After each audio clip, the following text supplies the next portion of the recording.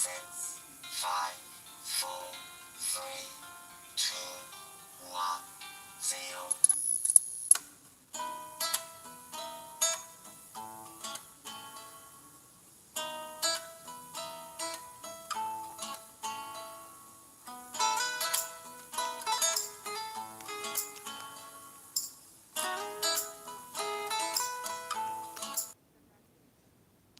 Greetings, everyone. This is me again, Zara Bazak.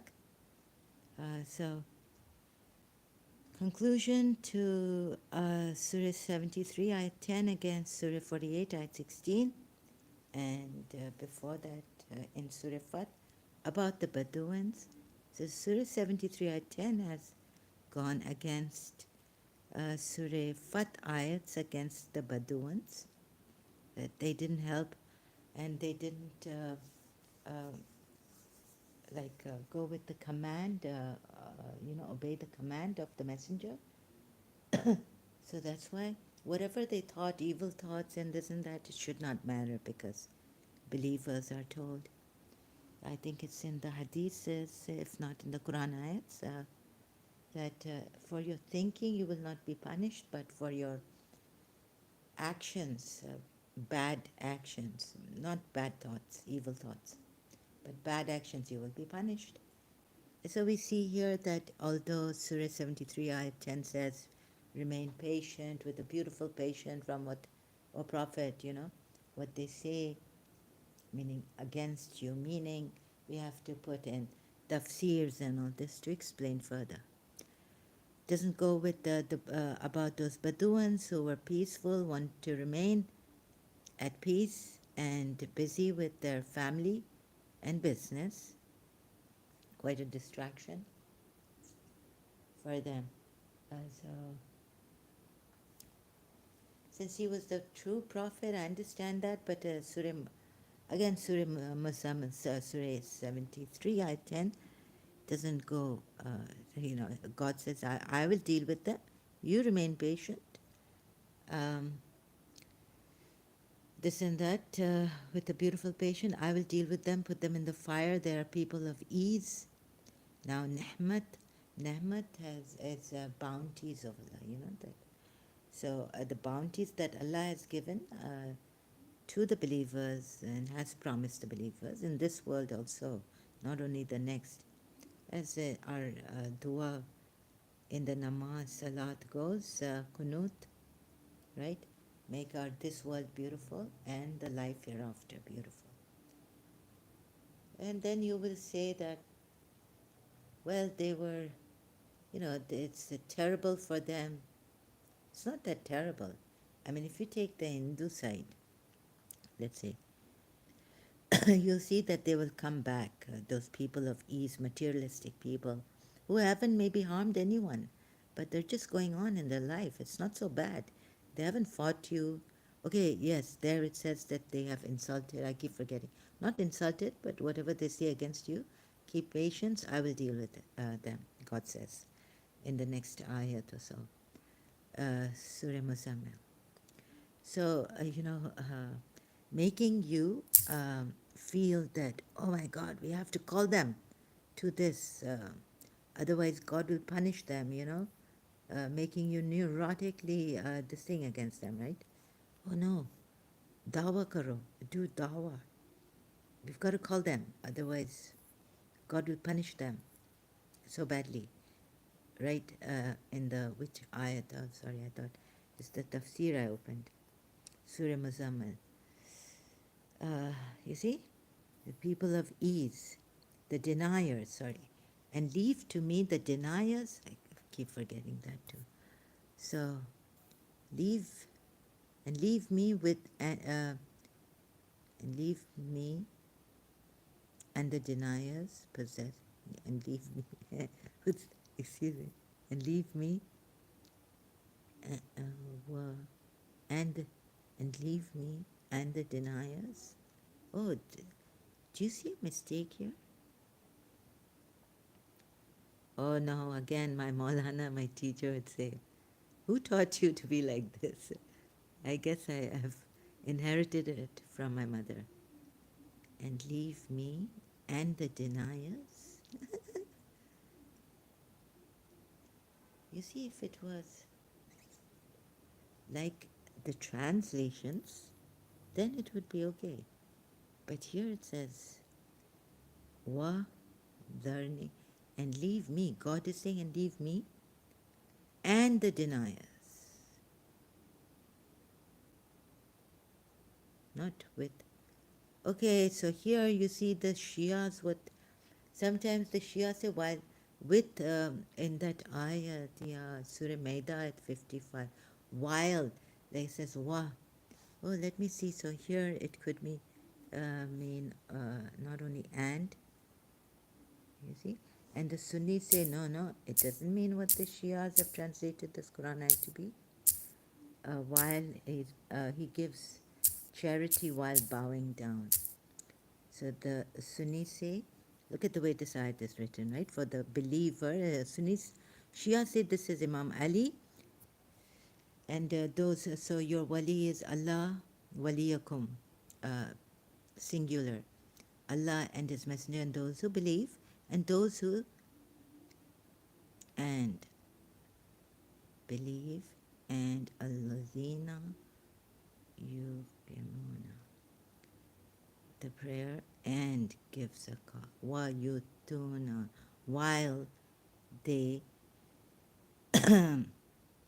give zakah. Oh, and again, you see the and again, and they bow down. Ruku, in ruku, that's not full prostration. Sajda.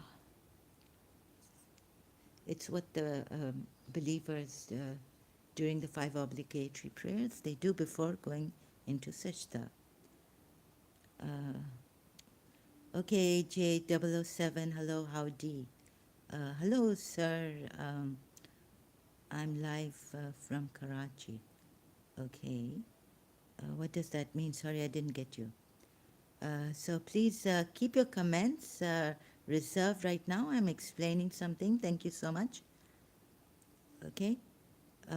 So the Shia say this wa here and means while going into, while bowing down, right? So now you have the same problem here. I see I found in Surah Muzammil, ayat 11, and leave me the deniers, and leave to me the deniers. No, it says wa dharni, wa is and then again it says wa, which is and the deniers. So it would be, and leave me and the deniers. It would be like this ayat, not the way it is translated. So thanks to Quran.com and word by word here translation and transliteration. So this, okay, you're Sindhi. Are you Sindhi Khoja? So right now, please bear with me as I'm trying to explain. Okay?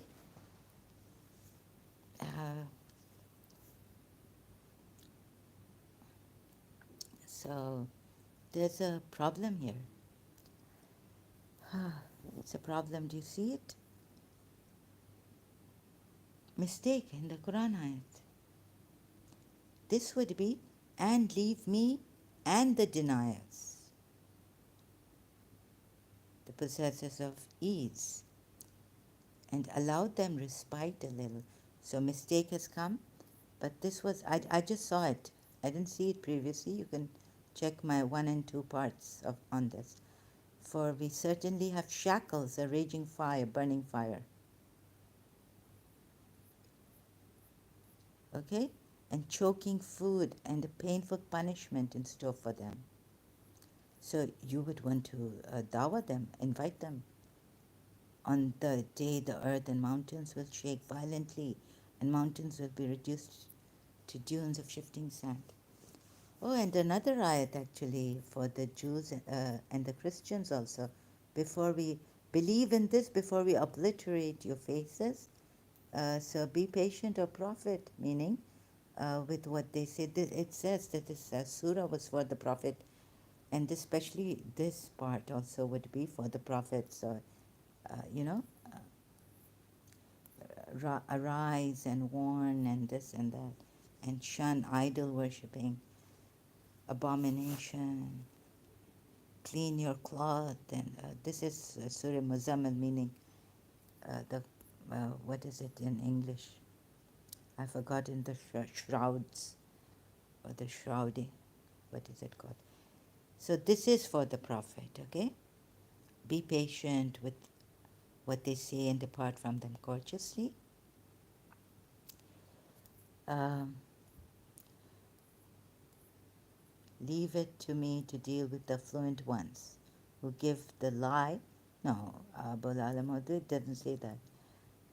It just says, leave me with the deniers and possessors of ease, and allow them respite a little. Remember, they're not fighting you, or yes, they've said something to the Prophet.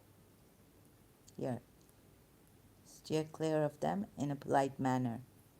So be polite with them and keep away from them. But they will be punished. Be patient about anything they may say. They may say or they have said it. Let's also see this. And be patient over what they say and avoid them, and avoidance, gracious. Also be patient, not with the, and avoid them with the gracious avoidance. Not, sorry, I made a mistake in my previous live stream. Not patiently bear with them with the Jamilan, gracious patience, but avoid them with the gracious avoidance.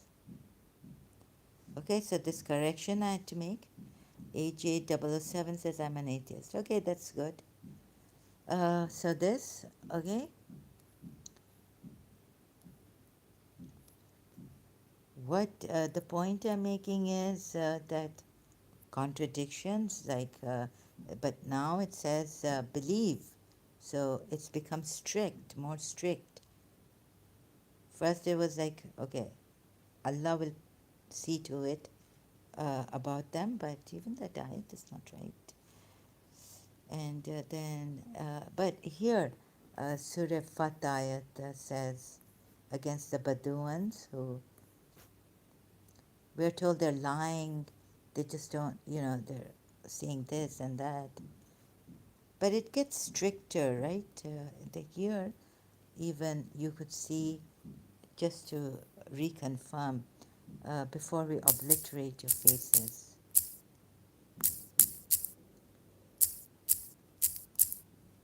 Obliterate your faces. I will ask you later on, sir, AJ007, if you are here. And let's see how my health is. I would like to ask you how. I hope you are safe, you are a native. Did you leave Islam? Are you an ex-Muslim? Before we obliterate faces, Quran ayat.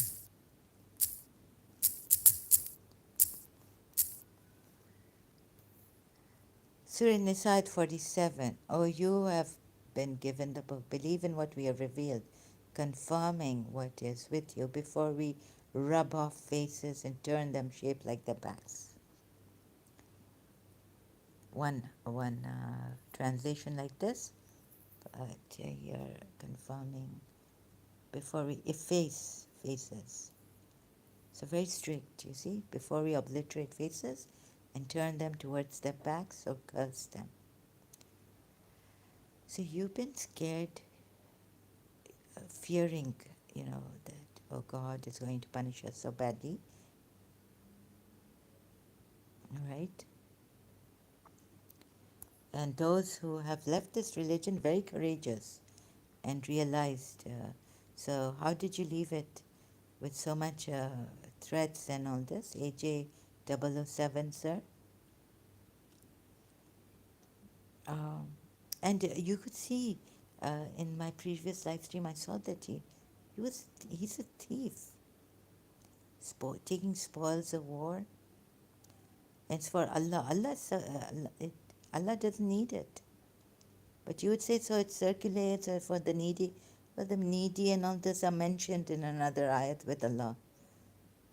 Uh, you know, Allah and for the messenger and for his near of kin and the needy, the wayfarer, spoils of war. Or five in Surah Hashar, maybe, you're not sure, but I could show you again. Let me see, I'm thinking. Uh, Stealing things and wouldn't let them live in peace. So stealing from them where they are very affluent, which did I stumble on in my previous live stream. Very affluent people. So leave them gorgeously and all this so as the Shias also, like, you see how Ismailis also come, please, and see this. Maybe our Imam has this Quran, right? It's supposed to be guarded. So we have the, you have the Hafsa Quran, all the rest Uthman burnt. And one thing good about our Shia Islam is that the Imamat is continuous, and there are, like I was just going through Dr. Khalil Andani's videos, shorts also, about this Imam that I really adore, love, respect, and really, feel much for, that they have a continuous thing, Imamat, and so the progeny of Prophet Muhammad from his daughter and his son-in-law continued, and the poor Hindus don't have any progenies continuing, so this is such a great thing, right? And then there are witnesses. Dr. Khalil Andani was saying that the rest of the Sayyids don't have what this Imam has. That they will tell you the non-Ismailis, and the Ismailis that at this time, the witnesses, to bear witness to the Imam of that time. So, and that continues up till this day with Hazir Imam, His Highness Aga Khan Prince Karim Al Husseini. So, what a beautiful thing, right? I would want to go back to this religion if Imam would accept me. But I had to put a stop. No. And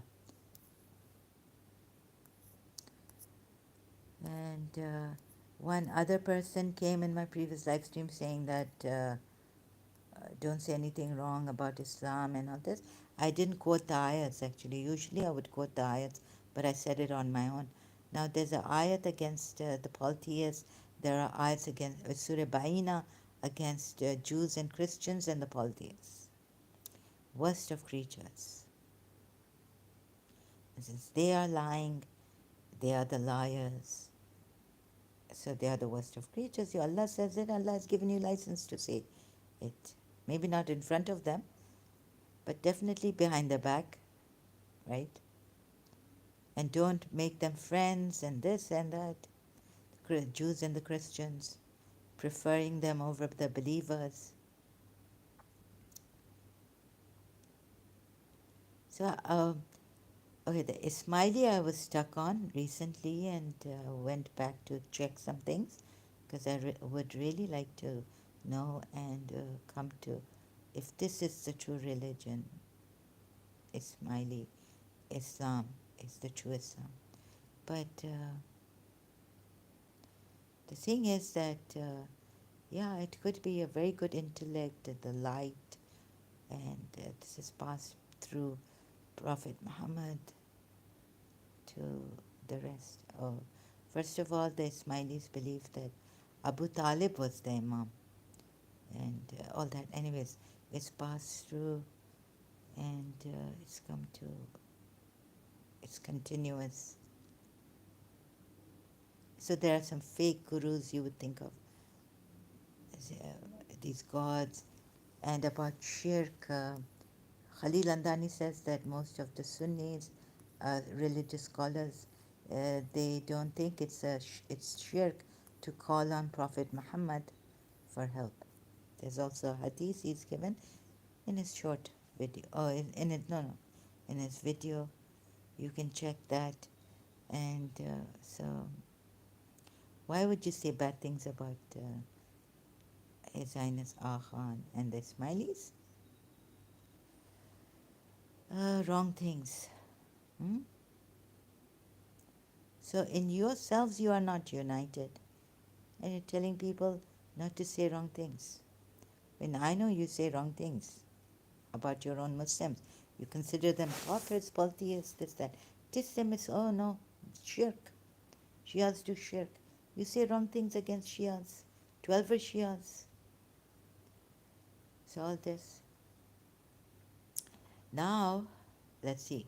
So shirk, let me just, so Khalil Andani, like yes, here in Surah Zumar, Ayat 3 says, besides Allah they take. Very, very dangerous, right? To take someone besides Allah.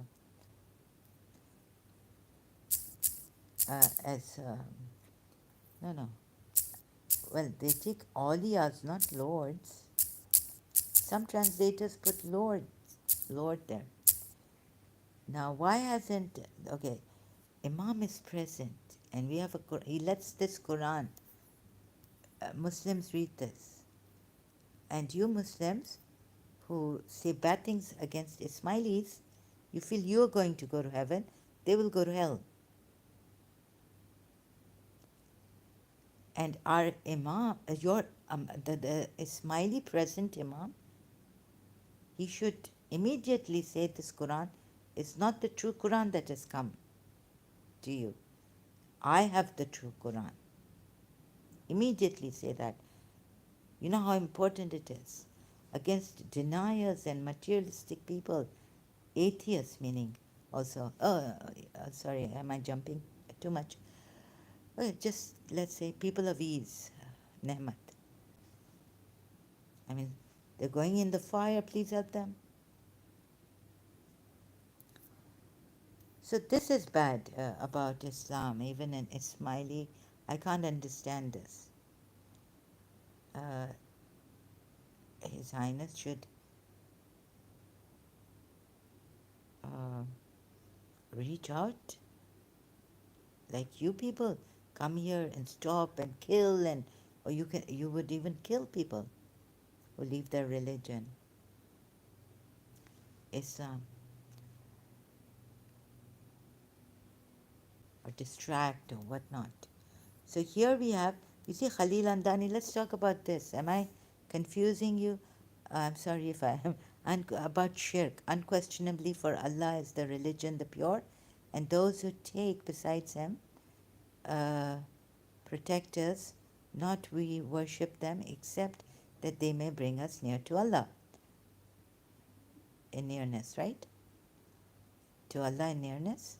So, what would the Imam, Ismaili Imam, I'm just guessing, maybe they would say that this means that they've taken besides Allah awliya and not with Allah, like in Surah Maida 55, that your wali is Allah the Messenger and all this. So that's why there's some fake gurus. You know what they can do to you, fake masters? They just want to be worshipped, and they can mislead you to a great extent, and you'll be suffering, emotionally, spiritually, this and that, or just be a slave to them. So this is bad, yes, right? So that much I agree that besides Allah, although it's no shirk with Allah taking awliyas, as they said, but even though they're saying here, let's take it the Ismaili way. I'm trying to explain this the Ismaili way as I took it from Dr. Khalil Andani, although he didn't give this verse, but that it's not shirk. He gave a verse and another verse or something, and he gave a Sunni hadith. So,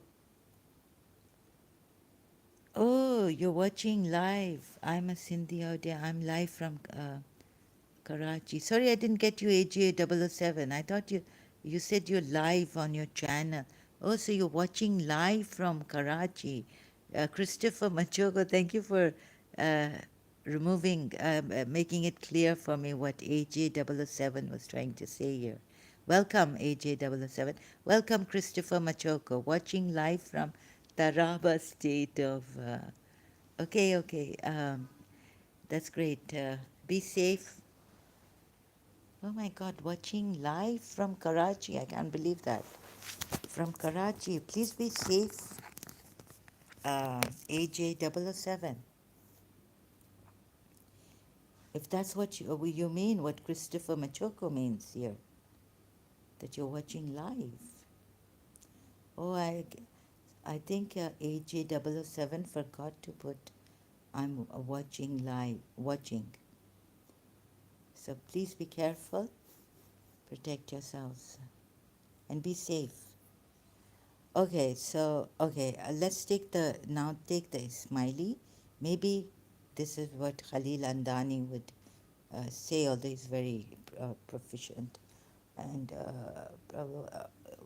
eloquent, and he's a professor and all this. And I'm terrible at explaining even. I'm nowhere near being a professor or a scholar, religious scholar. Besides them, no protectors. We worship them except that they may bring us near to Allah.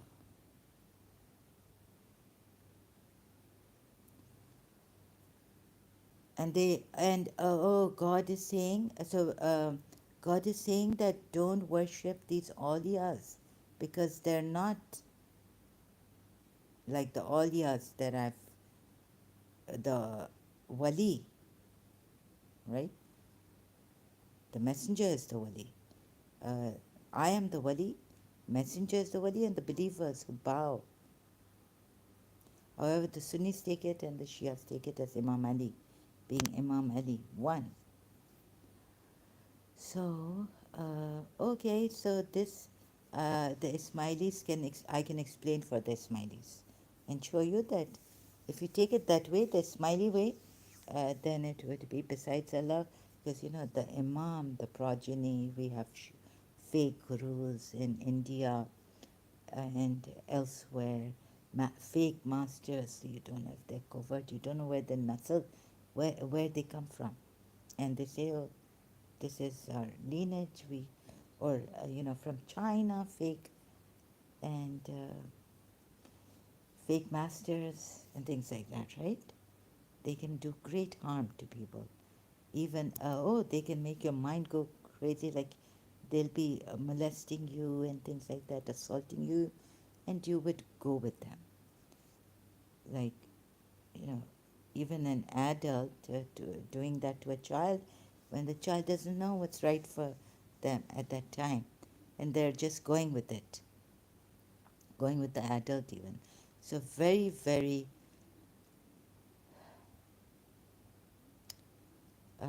dangerous. Okay, so I understand this ayat through the Ismaili way. I think they would explain it like this. But then another question remains that what was the question? It's just it's, left my mind now. That how could this Quran be God has said I preserve the Quran. So yes, with Imam al-Mubin, Quran is preserved without, like I said before in my previous live stream, yes, Quran, without the Imam, Quran, you can't, everything will dwindle away. There's no continuity, nothing. So that's a good thing to see that we have an Ismaili Imam who gives you his lineage tree and the evidence, witnesses, this and everything. But then this, you see, the rest of the Muslims suffering like no, you may not be suffering in this world. What I mean to say is, you will suffer later on if you don't follow the right Imam. the true Imam, right? Maybe you won't get that place where the murids of Ismaili murids will get things like that. So shouldn't we care? Shouldn't we like this Quran, which is may not be the true Quran that has come, but shouldn't our Ismaili Imam, your Muslim Imam, I would call him the true Imam, furnish the true Quran? Changes can be made by the Imam, but you see the maybe a changed Quran. Uh, I'm still confused. Like changes can be made, uh, but why wouldn't? What was before? So was it lenient? Like like Prophet Muhammad allowed people? Then this Quran is not the original. This is a fake Quran. And Imam is allowing the rest of the Muslims to recite and take this Quran. And where's Imam must have I think, who has maybe I've forgotten that word, al Kitab. So wouldn't it be great to save people, like how desperate even I am to get you out of this false religion? Caring as you may be desperate to keep me in this religion. But don't kill me, harm me, right? That's wrong. That's terribly wrong, abnormal. And so,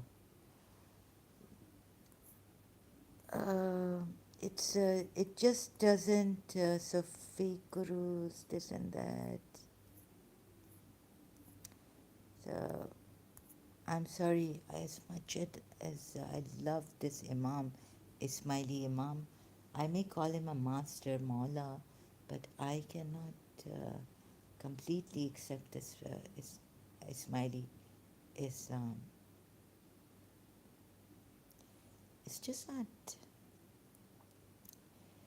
There must be another way for God to give you something. Even though, you see, the enemy, Allah will protect you from disbelievers. On this day have we completed, what's that? So shouldn't Allah protect this Quran also on this day? And why are you Muslims divided? Have we completed? Sorry, just bear with me. I haven't made notes. Put all the ayats. On this day have we completed your religion. Excuse me. So you see, this Quran also, or maybe I'm being too. On this day, I have perfected your religion for you, completed my favor upon you, and have chosen for you Islam as your religion. But as for him who is forced, and you will be, where's that one? You will be, uh, disbelievers have despaired of your religion. And the disbeliever, maybe that one, that say what you are, proclaim. Disbelievers have despaired.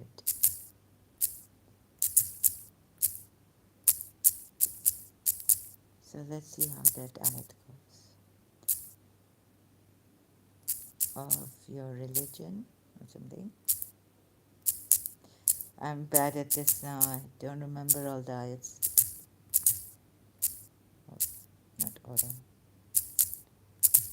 Don't know why it brings order.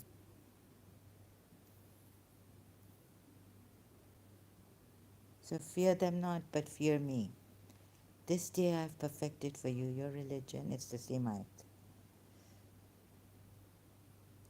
Surah Maida ayat 3. seek division, stone altars, despaired,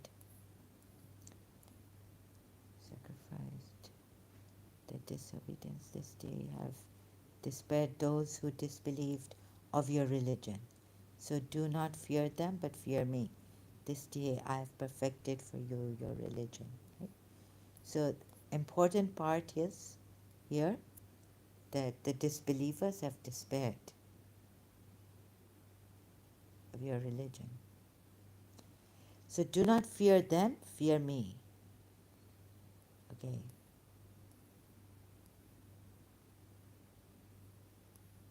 Do not fear them, fear me. Sorry, I'm losing the point here. I came here to say that this religion now should be perfect. The Quran that all the Muslims, it shouldn't be Hafsa's Quran. It should be, the true Quran from Imam Ali, written. Because it says here, the disbelievers have despaired.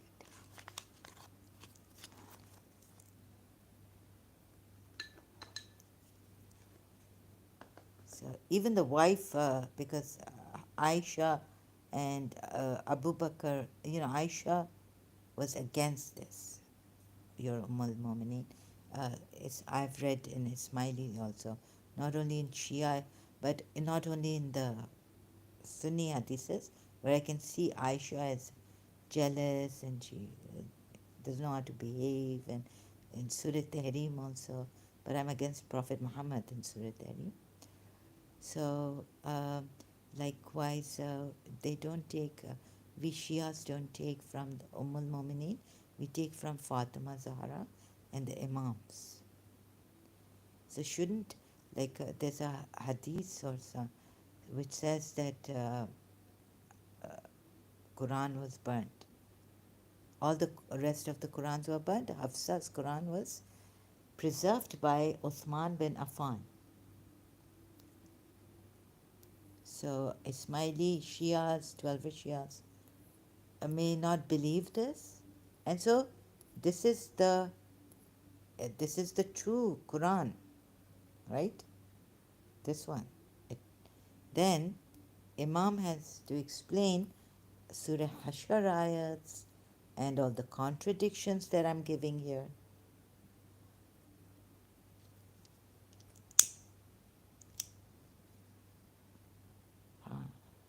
I'd love, because you see, I was very desperate to find, even leaving my 12-verse Shias, like I would, when I got the chance, I didn't want to trouble.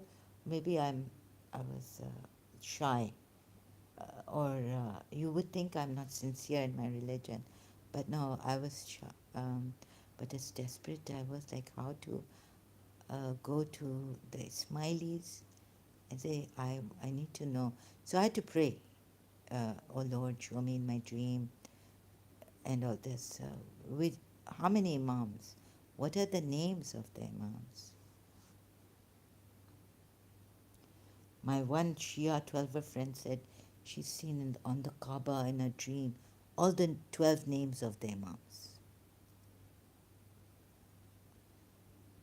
which are not in the Quran. Okay, so, and I'm like praying, oh God, please, then if Ismail from Imam Jafar Sadiq's son was the true Imam, I want to be then an Ismaili,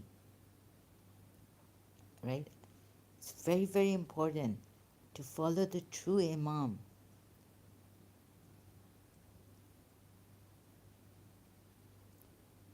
So I had to pray. Then when on Facebook I saw, there was a time we were not allowed to go. I mean, the Jamaat it's not open to everyone, even the 12 Shias. Oh, seeing His Highness Aga Khan sings and farmans and coming like this on Facebook. I was like, and seeing his videos. Very few people can see him. Yeah, his pictures are like, but not like, so like videos are coming of His Highness Aga Khan. This was like something different. I was like, oh my God, I think this is a sign you should follow Hazir Imam on Facebook, slowly reading from uh, Ismaili Net and Notices and wherever I got my hands, silently following the pages on Facebook, trying to find out. But these contradictions and all, so that's really terrible, right? So this has to be the true Quran. You know what I'm trying to say is that on one side, Ismaili Shia Islam, the Imamats, you see your Rashidun, stop to four Rashidun, now Umayyad, then Abbasid caliphs, then who? Which caliphs? You must have a caliph. It has to be continuous, like the Shias have an Imam. And with the Quran, when Rasulullah left, oh, so the Sunnis say that he said, I leave behind you the Quran and my Sunnah and the Shia. But what makes more sense? Are you going to follow the Sunnah, which are contradictions in the Sunnah? Is this authentic? Is this weak? But you take what? You see? So Imamat is better. There's no contradiction between what Imam Jafar Sadiq said, like, you know what I mean? It has, than what His Highness Agha says, or Imam Mehdi says, or his father Imam Hassan Askari says, from the 12 Shias. There should be no contradiction. So how the Shia religious scholars have researched, and they've kept the interpolatory of hadiths of the Imams, but where there is difference, you don't take that. You at least you have that continuity still, and the what they say, there should be no contradiction. So this, and against the Quran also.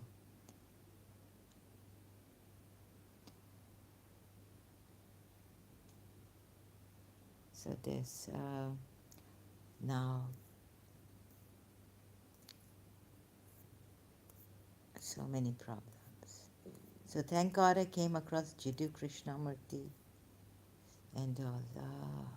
Jiddu Krishnamurti, very, very important. Because I used to, and why don't you have that light within you? And so, okay, someone can, what do you call that? Uh, what do you, that word, you know, like, forgotten that word. Bring that light, inside of you, just forgotten the word. Urdu mein bhi nahi aa raha hai. It's not coming in Urdu. So it's coming, but it's just not coming. So वो क्या बोलते हैं, light को जलाना, like, inside of you, that light.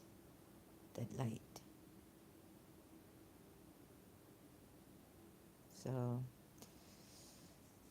then, like, to show you where that light is inside of you, and all of us cooperate together.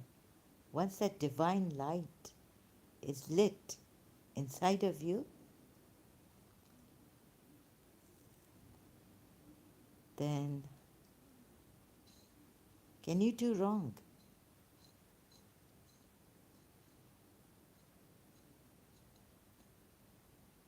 Knowing, can you do wrong?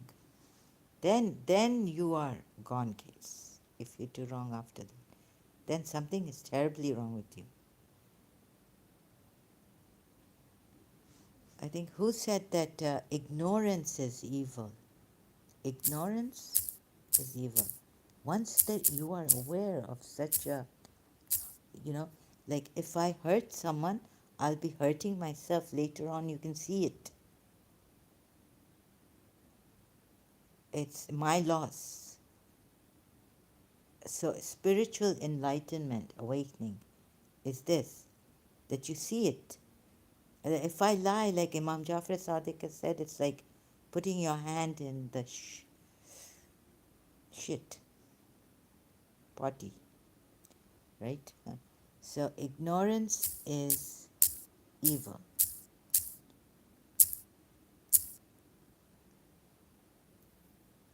Socrates believed that no one does wrong voluntarily. Evil is the result of ignorance. So when you have knowledge, spiritual knowledge, awakening, things like that, if you know that today you're lying or you're harming someone, you're lying, it's like putting your hand in dirty stuff. Or when you're harming someone, that later on you will be harmed. You can see it. That's spiritual enlightenment, that knowledge. Then you won't be harming anyone, right? Then if you do, then there's something terribly wrong with you. Then you need a healer. Now, then even that healer, that spiritual healer, can hardly help you. If you see that you're harming someone today and later on you will be harming yourself, will you do it? Showing you within yourself, who would do it? So Socrates was right. If people knew what was the right thing to do, they would do it. We always choose what we think is the best or good for us. qcc.cuny.edu. No copyrights infringement intended. Thank you so much.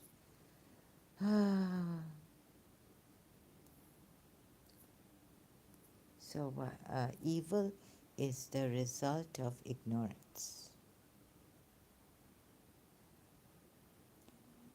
Now, it could be that something is wrong with me. My mother showed me.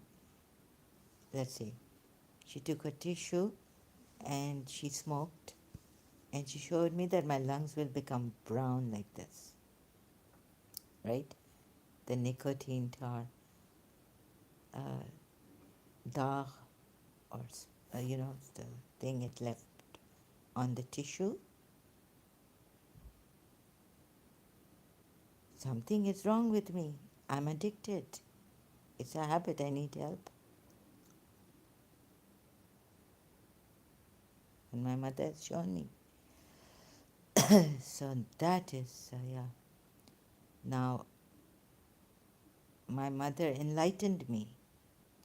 She demonstrated what can happen to my lungs inside when I was younger. And I didn't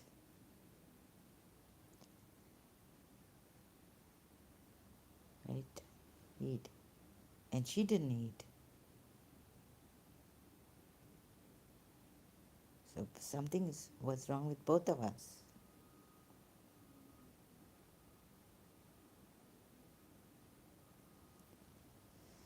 Problem.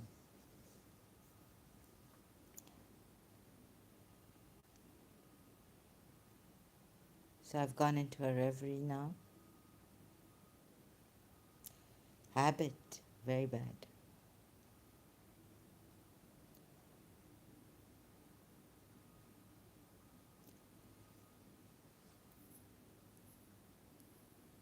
What a bad habit.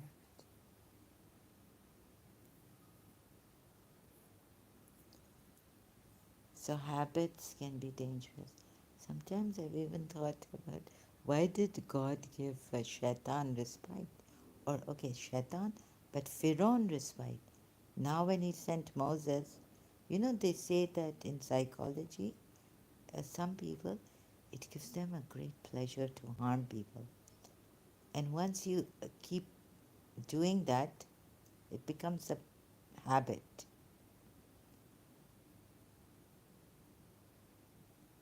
Now, giving respite to these people is not good, because by sending Moses and saying miracles and all that, just remove that habit from them.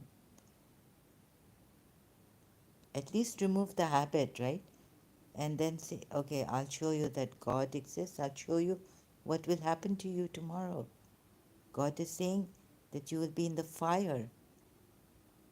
But now this person, this tyrant, is so used to it habitually. It's become a habit.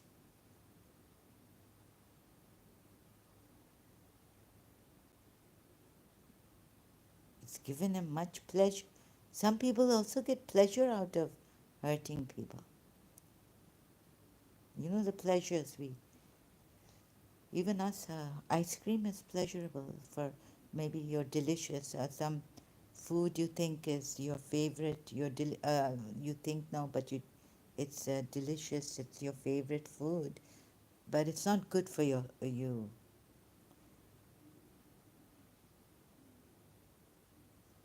It's making you fat or something, fattening. So, how to stop you from having that? You're harming yourself.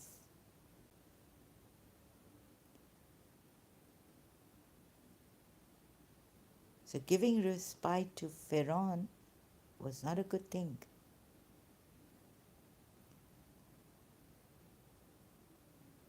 So many people suffered. They worked as slaves. You see the movie of Moses. Then the habit is formed.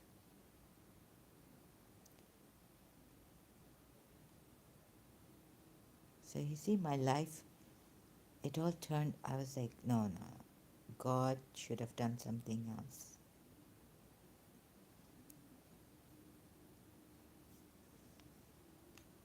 So I was looking for something else. But I compromised, stayed with my religion. I said, well, what if this is the truth? But it wasn't giving all the answers to me like this. Socrates says evil is the result of ignorance. But someone has educated you, this is bad for your health. And I say, oh, it's a habit. I can't leave it. Look, it's bad habit. You don't start this. But just don't start it. Okay? Whatever, friend pressure, this pressure, stress, don't start smoking.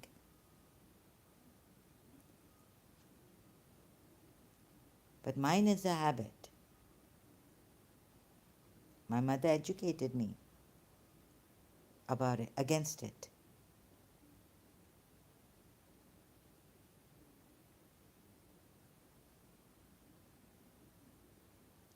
So the thing is that I was like,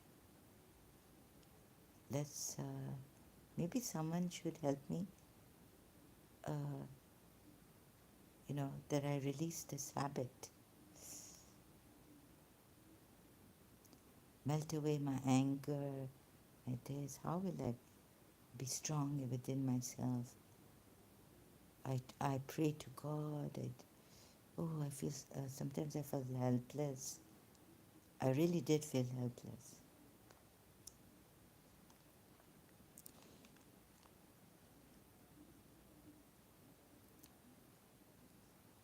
And so there has to be something else. So I came across Jiddu Krishnamurti. Unfortunately, when I'd gone, like I had symptoms of schizoid symptoms, Krishnamurti.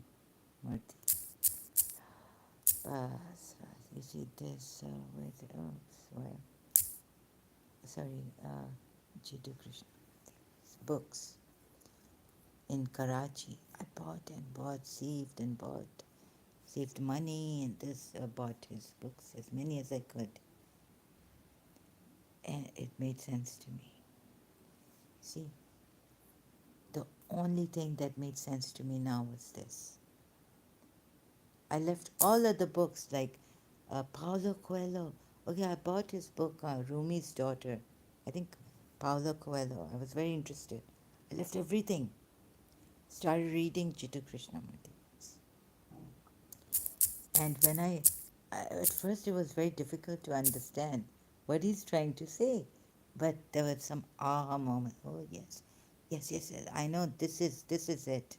This is it. Ending. And then when I read ending of time, like where have we gone wrong?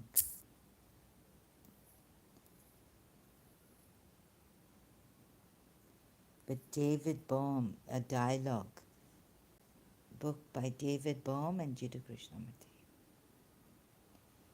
And when I could see what I said, yes, leave all religion, spirituality, going into spirituality.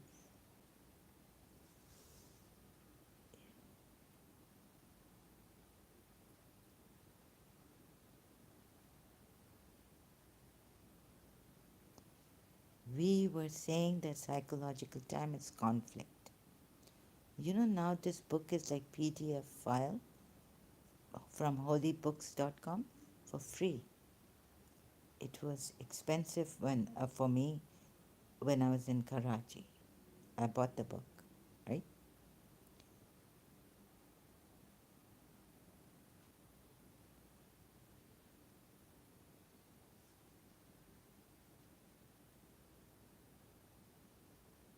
Conflict in you, man. And then we have also some maybe environmental influences, habit, and what is habit, and Jiddu Krishnamurti shows us. Yet I was very gone case, unfortunately. I could not be saved. Then came Muji. And then I knew what Jiddu Krishnamurti, actually I got the whole thing, like intellectually, but I'm not realized. I wish I was. Jiddu Krishnamurti is a God. He doesn't say he, himself. God is a loaded word. God realized. He's like a Zen, not like or anything. I can't even say Zen master. But one book, a lady who came under a truck and then God started to talk to her and she gave us a book. I can't remember the author's name. She had put this book I had bought long time ago. Oh my God! I was like, I went through her pages, the book, the old book, super conscious, subconscious power of the subconscious. She has written that Jiddu Krishnamurti was a Zen master or something from the Zen. Zenism, I can't say. So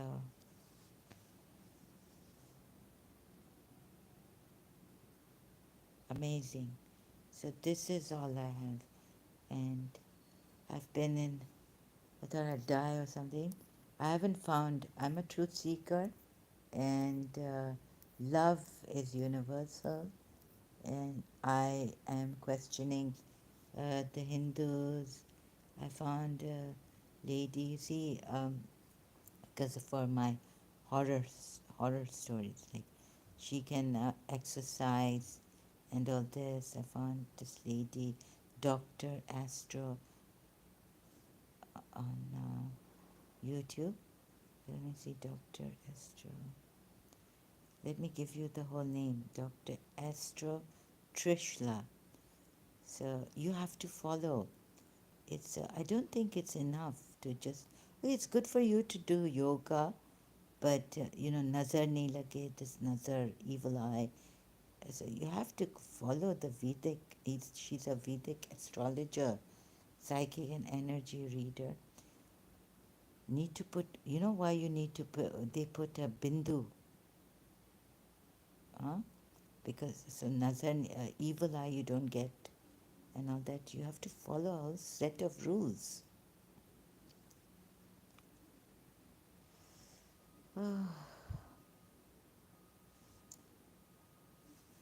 Okay, so I had to look into this matter because I feel I've been attacked by demons.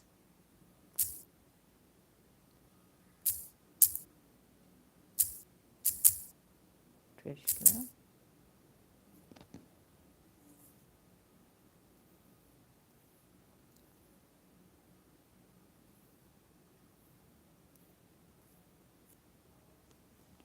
So just let me. So anyone with any questions, please ask now. Uh, yes, now 007. It's the 007 Trishla, yes. Here I didn't get any pictures of her. Dr. Astro Trishla. Yes, she's the one. Okay, so you have to follow the rules and regulations. That's what, you know, I learned from Dr. Astro Trishla. Oh, it's not enough doing, the jinn possessions and so many evil spirits, different. And they can make life hell for you. But, yeah, so in Hinduism, this.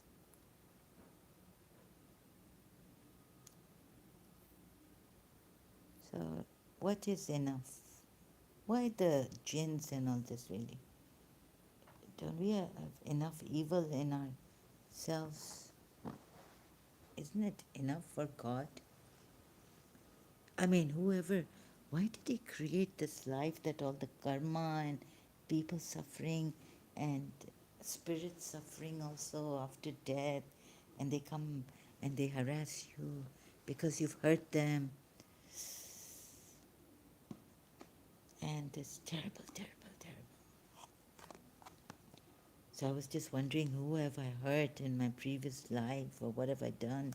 Please God, forgive me. But no, so they were saying, no,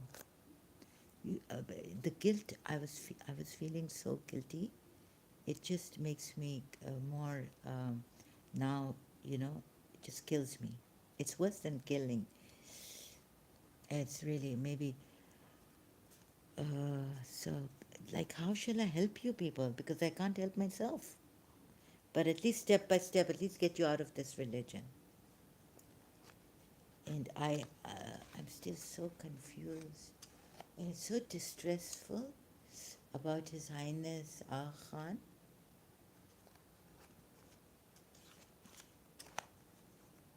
So confusing, my God, it's so confusing. And so distressful. You know, when you want to help people, you're in a desperate, and you want to help yourself, and you can't hear these stories anymore because I question God so much about existence. Please, why? Why karma following and people dying? And this lady, she sees, she's got Sri Krishna, she calls Thakurji. Now I want to ask her, I'm getting that there's, so can you please ask Thakurji? And then I stopped myself. I said, well, if you are who you are of the past, you should know, right?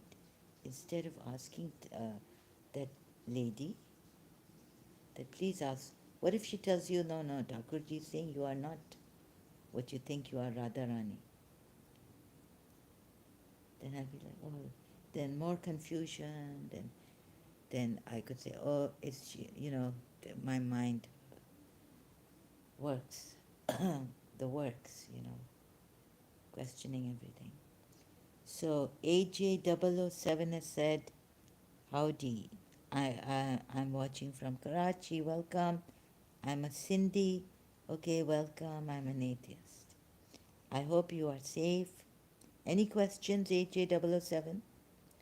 Christopher Machoko, thank you. He says I'm watching from the Rabah state of, but he hasn't completed this. So, any questions on what I've said? I'm still searching for the truth, dying, going here and there, thinking I need exorcism. I need much help for my body breaking again very badly and ripped apart. I felt them. God knows some truth or what was coming to me against a loved one, and it was ripping me apart. I couldn't come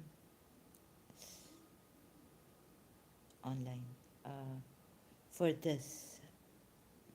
Can't help you people. I'm very sorry. I wish I could give you all the answers so that you can live a life of what I wish for you when I leave. In the end, I say, have a wonderful, beautiful life. But knowing that it can be terrible, terrible.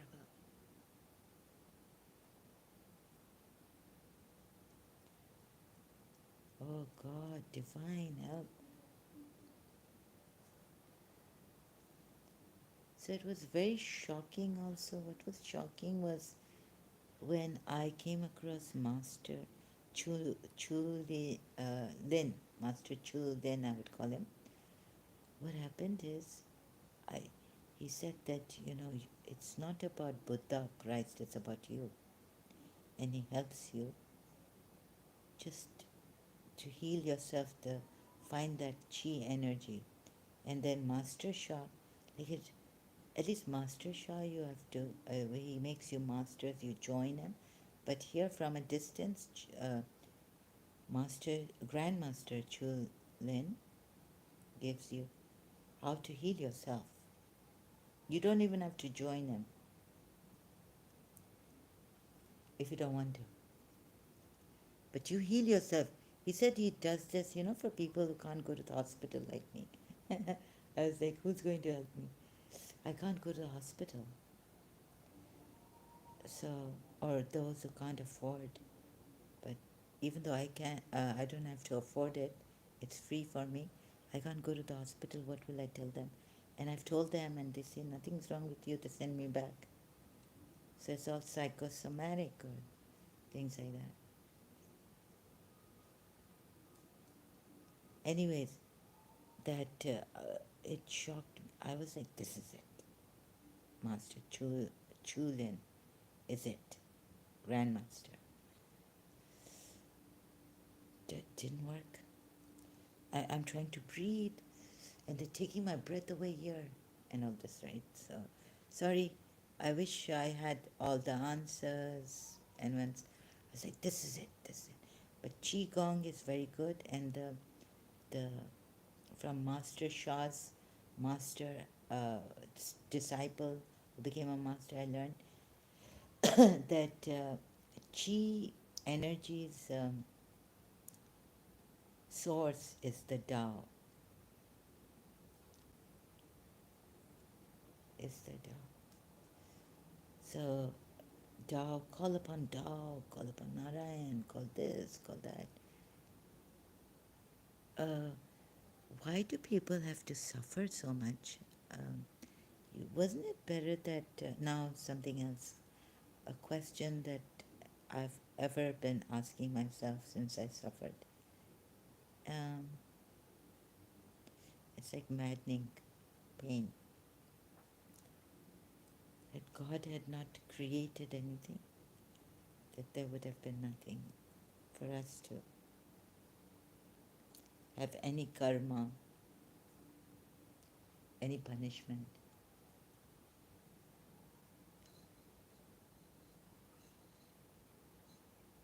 So You see this ignorance, people doing things. Of course, what? Evil is the result of ignorance. Maybe Socrates believed that no one does wrong voluntarily. Those who, oh, no one. Well, that I'm voluntarily, yeah, it's a habit. Well, if I smoke, it's bad, very bad habit. And it's a habit, and I know it. And evil is the result of ignorance. So I'll be contemplating on this forever. I can't find an answer. Oh, so you are not, you don't tell me you're watching live from Karachi and you hope you are safe and I'm an atheist, he says. So, um, thank God, brother AJ 007, that you haven't gone through any of those psychic things that I've gone through. In the Houston Euler says, in the order of revelation, Surah 73 is the third from the beginning, when Muhammad was in a weak position. Yes, yes, that's what. And Surah 48 is fourth from the last, when he was strong militarily and politically.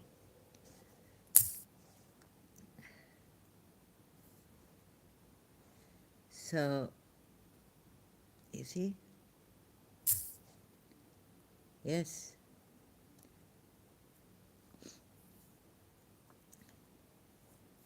But have you seen the tafsir, Sunni tafsir on this? Ayat Surah 73, Ayat 3. No, Ayat 10, sorry. Surah 73, Ayat 10. Surah 73 is the third from the beginning, when Muhammad was in a weak position. And Surah 48 is the fourth from the last, when he was strong militarily and politically. That's why. You see the contradiction, you see it, Houston Euler? He, and I even saw he's a thief. He stole from all the Jews, Yathrib, he took, calling it spoils of war. Yeah, militarily he became very strong and politically, and stealing from them, even the city, their city, made it Medina, took Makkah, made it Islamic Kaaba for Allah.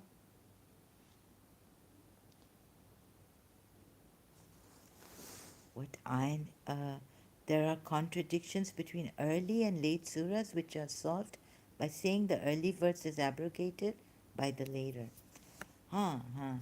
This I know, but look at this. Look at the tafsir on this. What do you say about the tafsir on surah?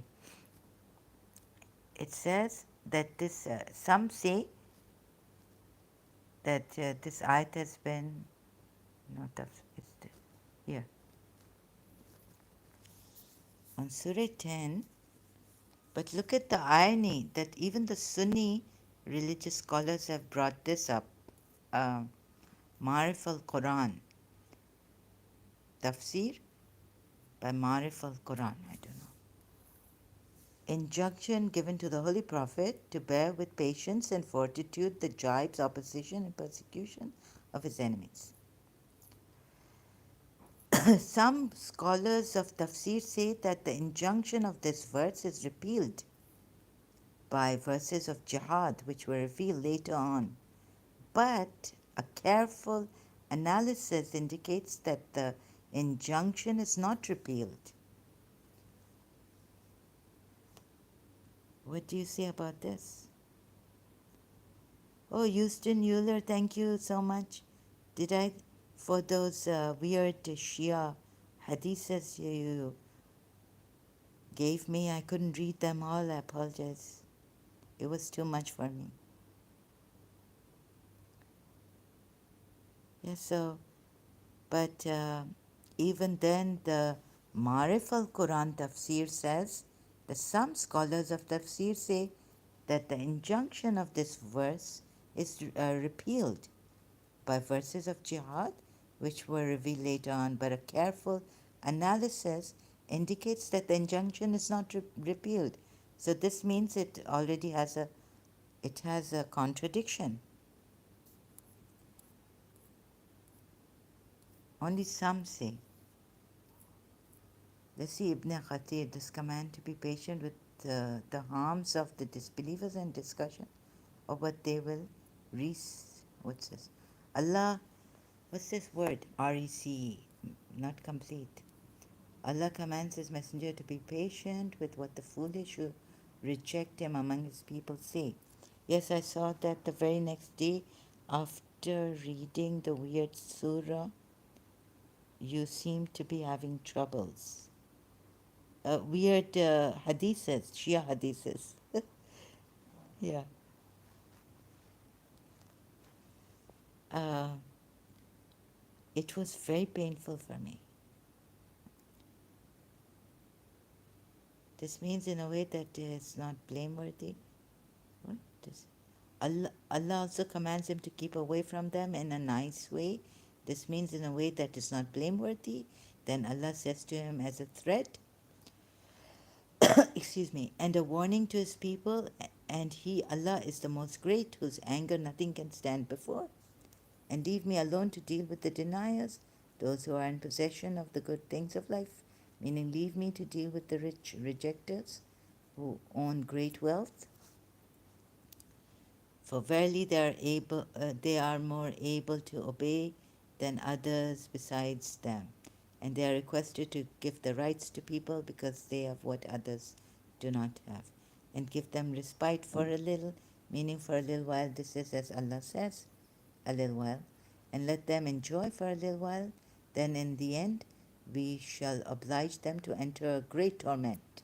Surah 31, Ayat 24. Thus Allah says, verily with us are uncle. What's ankle? And these are the fetters. Oh, Ibn Abbas, Ikrama, uncle, ankle in Arabic. And Jahim, this is a blazing fire, food that chokes. Your messenger is like the messenger to Pharaoh, and you know what happened to Pharaoh. The threat of the day of judgment. So here Ibn Kathir doesn't say what Ma'arif al-Quran's tafsir says. They've brought this up. Yes, being patient sounds like they're just delaying their retribution. Let Allah deal with them. And these are the deniers who say bad things against Prophet Muhammad. And people of ease, Nemat. Yeah, I think Pharaoh. Yes, Pharaoh is Pharaoh. Yes, Pharaoh is Pharaoh. So, yeah, then yes, Moses was sent to Pharaoh, right? And they were punished there and then.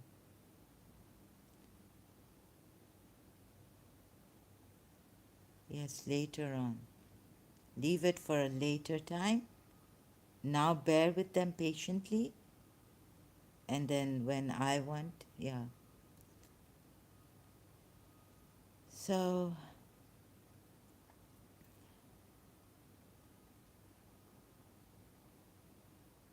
what is this? Contradiction? Yeah, but it's just, even if it's like with Pharaoh, the ayat comes that yes, bear now their insults or what, I will see to it, then later on I'll give it to them, even by your hands and the believers' hands. Right?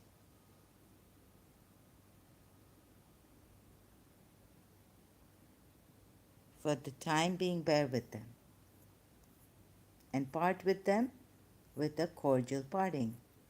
So just showing the Muslims that it was for a little while, until God decided jihad verses against these deniers who insulted, perhaps, the Prophet, rejected him, said bad things to him. But it's just for a little while.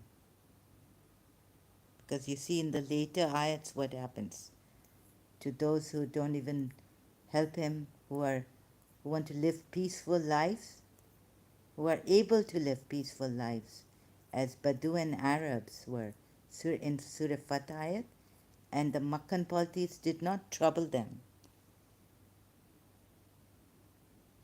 did not trouble them. They got fed up of this Prophet Muhammad's, come with us for the if there is a battle, we'll fight.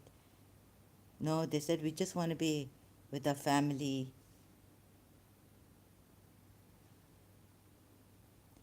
And then even on belief for the Jews and the Christians, we'll deface your faces. Surah Nisa at 47. O you who are given the scripture, believe in what we have sent down, confirming that which is with you. So please don't get deceived by that ayat, Surah 73 ayat 10. I've written here against 48 ayat 16, but many other ayats like these. If you just won't believe, Allah threatens to obliterate your faces here and now, as the Sabbath breakers also were cursed.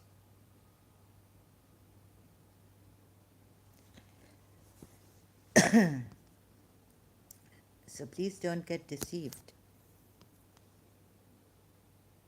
There are many ayats like this.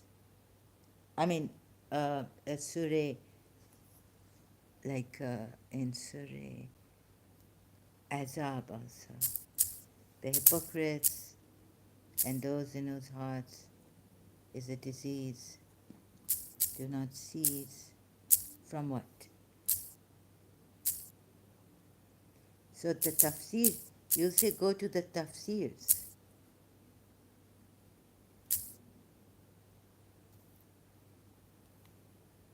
right?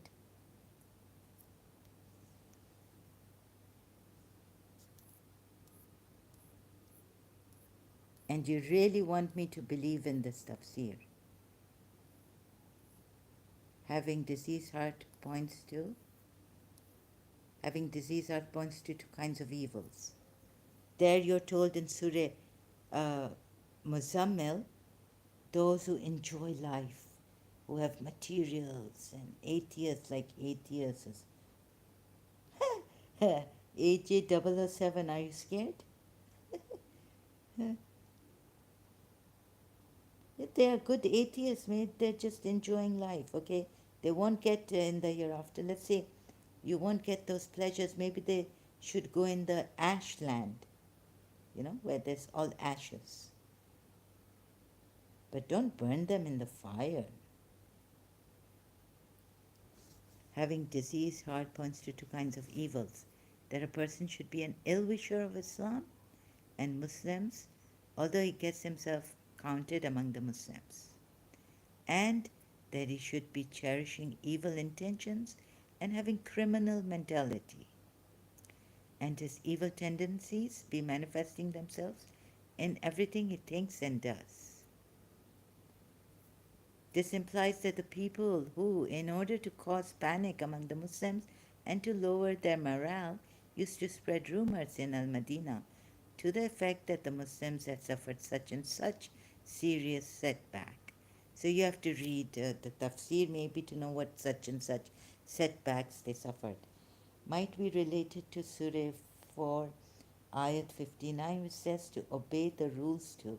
So the rulers decide when to quit being patient.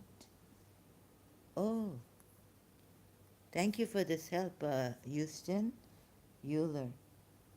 Surah, let me go to, really, Surah 4? Oops, sorry. Ayat 59.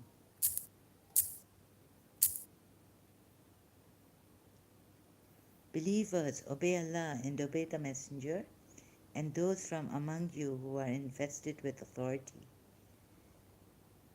And then if you were to dispute among yourselves about anything, refer to Allah and the Messenger.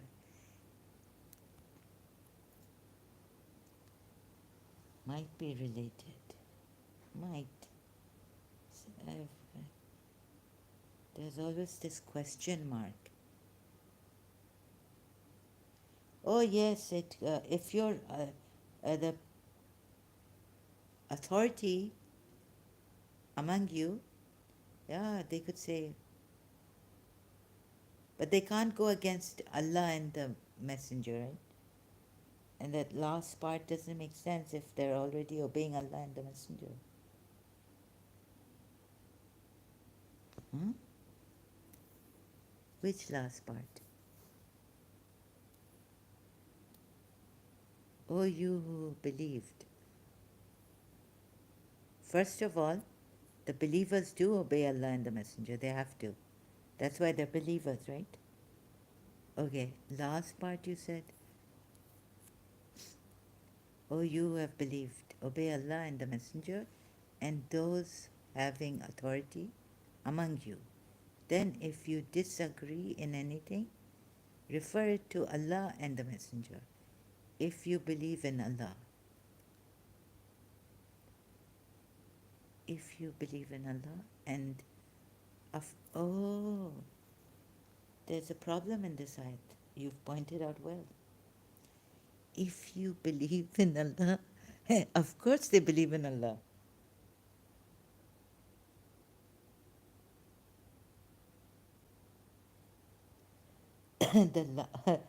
Houston says that the last part doesn't make sense if they're already obeying Allah and the Messenger.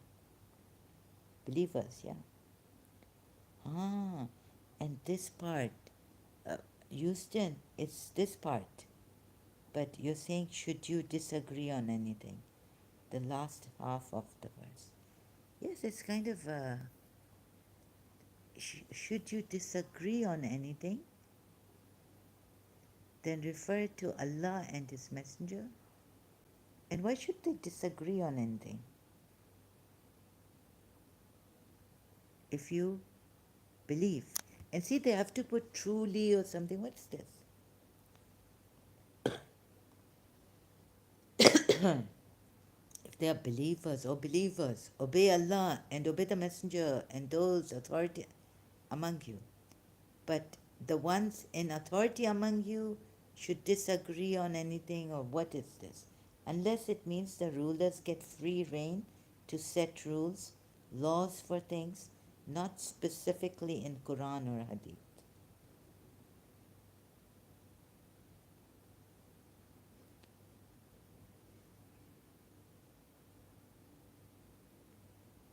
But then it says, refer to Allah and His Messenger. So it has to be in the reins, in the daira, in the boundaries of the rules given to you in the Quran or and Hadith, right? Because it says refer to Allah and His Messenger.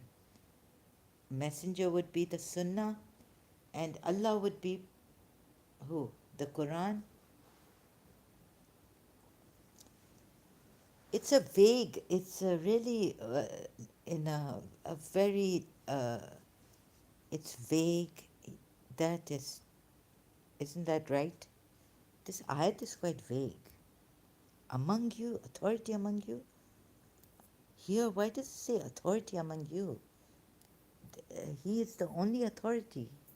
Him or believers or the walis you've made authority. Aren't all believers protectors of each other?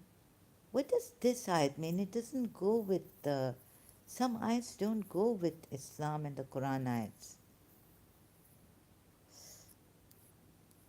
Yes, this also has a problem.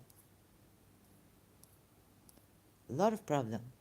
Have you, O Prophet, not seen those who claim they believe in what has been revealed to you and what was revealed before you? They seek the judgment of false judges. Huh? which they were commanded to reject, and Satan only decides to lead them further astray. Excuse me, what's this? If the Arabic does mean refer it to, that can only happen while Muhammad was alive. So this verse would be abrogated by his death. Yeah. No, but they say that what about the Sunnah he's left behind? Sunnis say that no, it's not abrogated because he's left behind the Sunnah. Many problems, many problems. Houston, you're very good. You brought this ayats here. O you believe, obey Allah and obey the Messenger and those from among you who hold command when it follows the orders of Allah, God, and the Messenger, not absolute. If you should quarrel, let's say you have a quarrel over anything,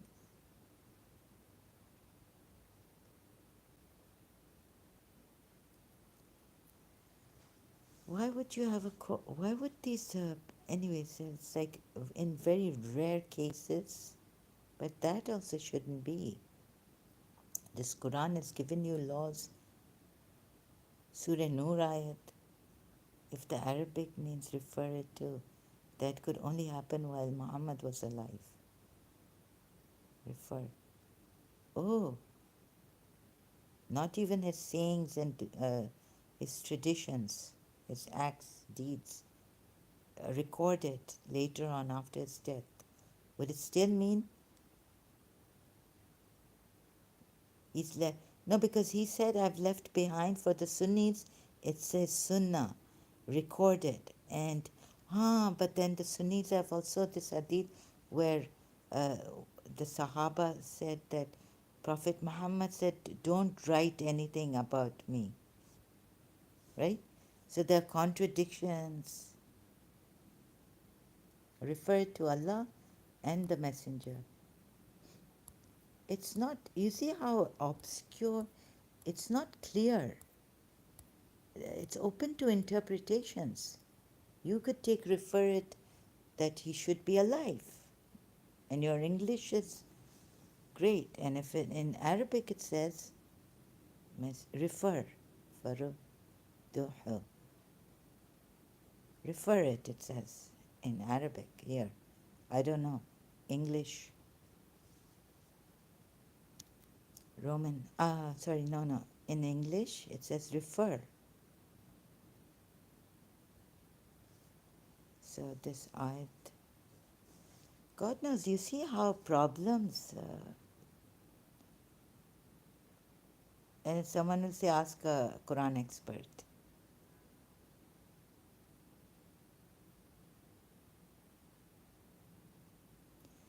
Can reference happen to only Muhammad being alive, or after his death, his sayings and his deeds recorded?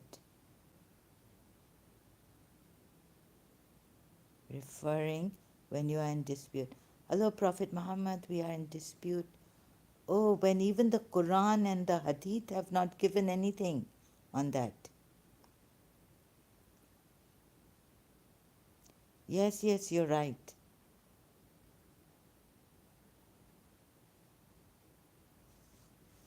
Let me show you. What I mean, Houston.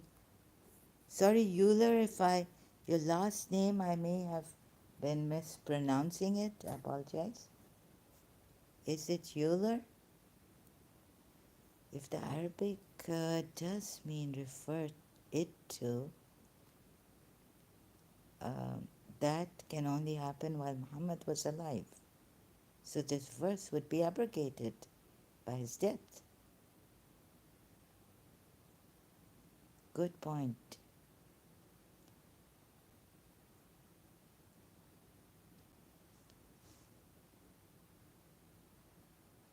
If you quarrel,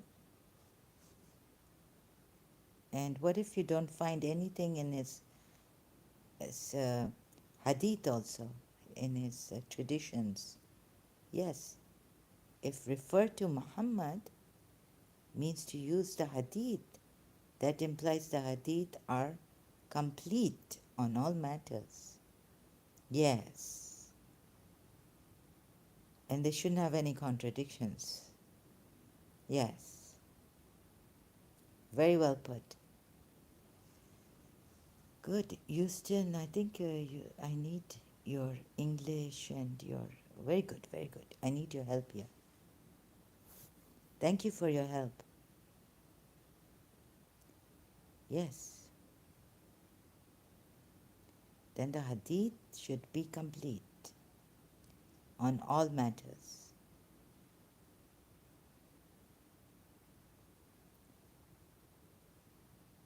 So, this, yeah. Yes, it could mean that the hadith, the Sunnis think the hadiths are complete in all matters.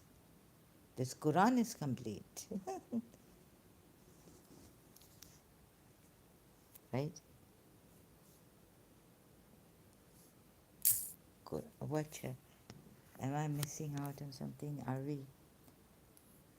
Yes, the hadith would be complete if you should. Then, what about the Shia Imams? Huh? How can the Shia Imams differ? And if you disagree over anything, refer to Allah and the Messenger.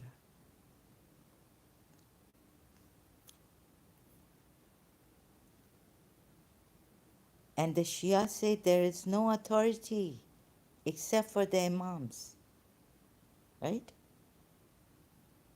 Or maybe like the Ismaili Imam has his murids. So if the murids differ in anything, refer to the Imam. It would be like referring it to Allah and the Messenger. Okay, I think the Ismailis take it like this. So if the murids, let's say the 12 Shia religious scholars also disagree about things, they should go refer it to their Imam. And Imam is in occultation. Houston says you just now mentioned seal, but I thought that just means like the wax seal on a letter to show the contents are authentic, not meaning that it's the final message. No, not the seal of prophet, but did I say seal? No, I said that this religion is complete, right? The ayat which says the religion is complete. Surah Maida ayat. This day on those who disbelieve, this day, let me see.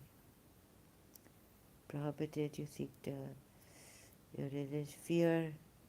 This day I have perfected. Oh, it says perfect and completed my favor upon you. Okay, completed. God is saying, what about this? Does this mean? No, not the seal of the prophet. I did, but this is a good point also. You just now mentioned seal. No, I mentioned complete, but I thought that just means like the wax seal on a letter to show the contents are authentic, not meaning that it's the final message. Yeah, that's how some maybe Ahmadis take it like that.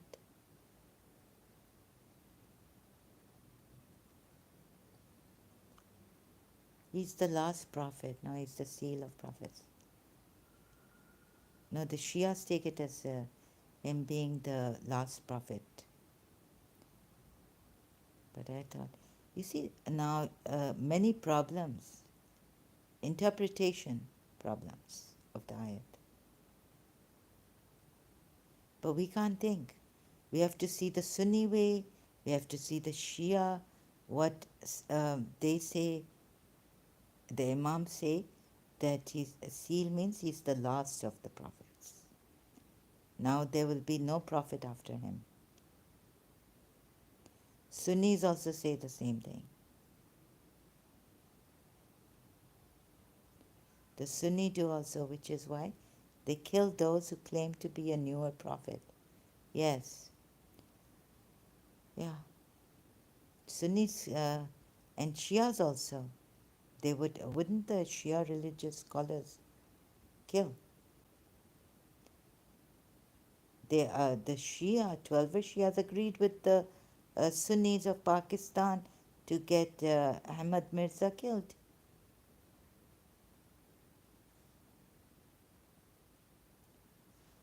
Not only the Sunnis, the Shias also, right?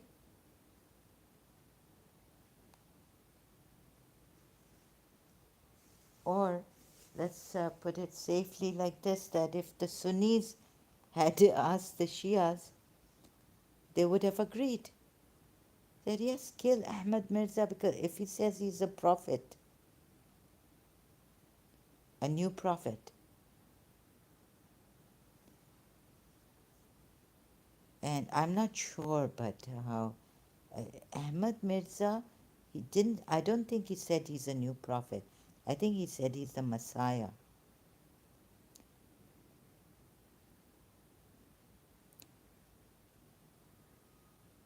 But here, a complete religion is complete. You should not have any. So, how would the authorities differ among themselves about what?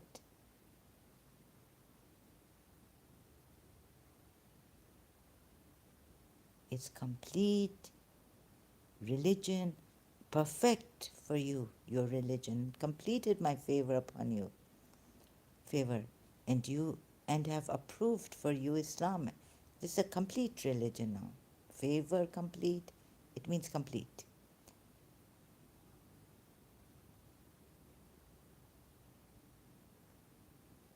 Hunger with no inclination, sin. Okay, then it goes again back to what food, or but whoever is forced by severe hunger with no inclination to sin, then indeed Allah is forgiving and merciful. If Surah 5 Ayat 3 means complete and no further revelation, then why were Surah 9 and Surah 110 revealed after Surah 5?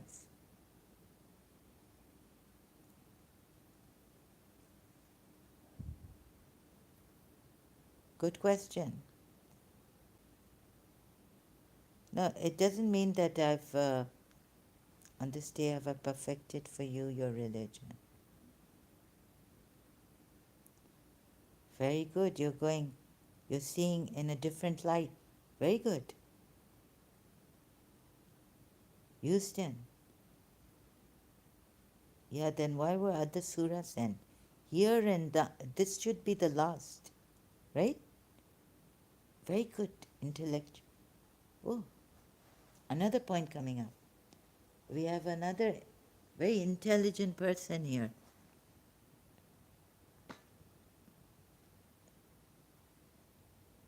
Yes. Look at this. Good point. You see we don't be brainwashed. Think. Oh my God, very good point. Thank you. Thank you for your help, Houston. So you're a Christian? If Surah 5 I 3 means complete and no further revelation, yes, Christian. And okay, so at least you can think better than the Muslims.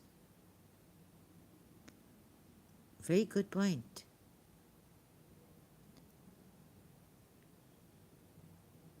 Then why were Surah 9 and Surah 110 revealed after Surah 5? I guess we didn't take it like so. Think religion, yeah, this way we didn't think. That is grave. The disbelief have despaired of defeating your religion.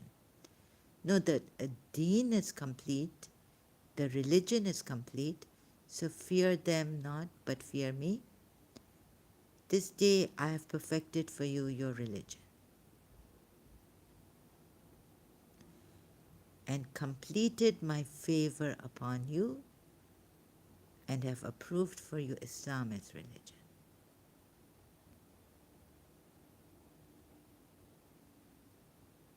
This day.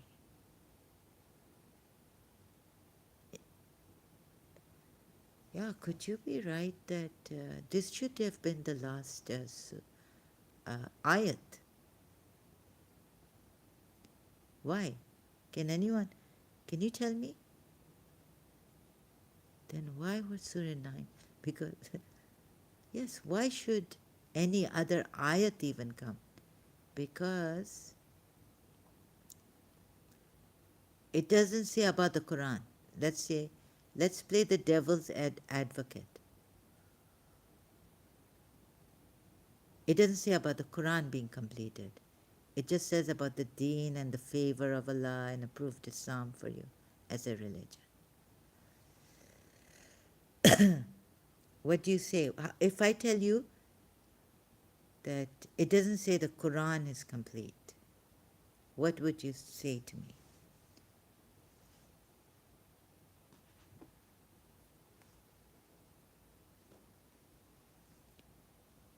Maybe I'm not thinking properly, right?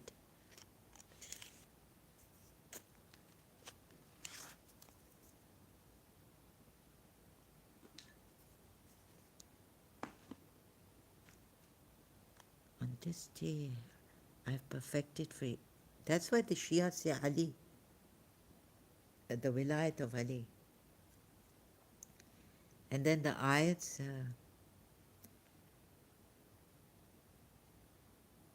and this is not the last, no, Surah Tawbah. You're right. Even the Shias know that Surah Tawbah came after this ayat, right?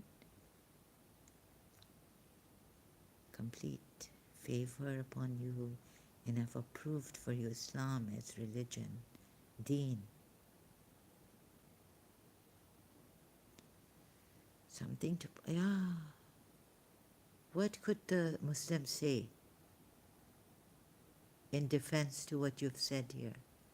My mind is now not working. Uh, so then why? There are other places that say each people has a messenger sent to them from their own people in language. English as a language did not exist in 600 AD. Ah, there are other places. Oh, so Quran being for all times, then oh, English messenger should have been sent. English didn't exist. How many other languages didn't exist in 600 AD?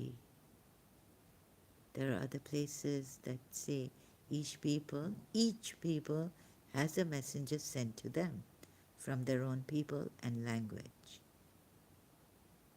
I guess it was stopped when after this, no more.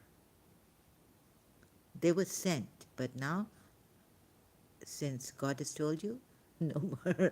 I don't know what you are thinking much contemplation on this. So many, right, you're right. You see this all-knowing Allah, this Quran being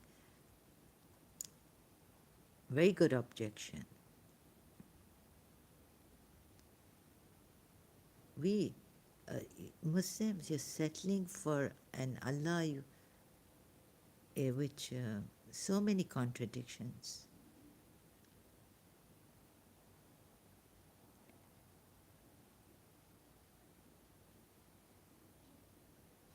There's a verse that says that each people has a messenger sent to them from their own people and language.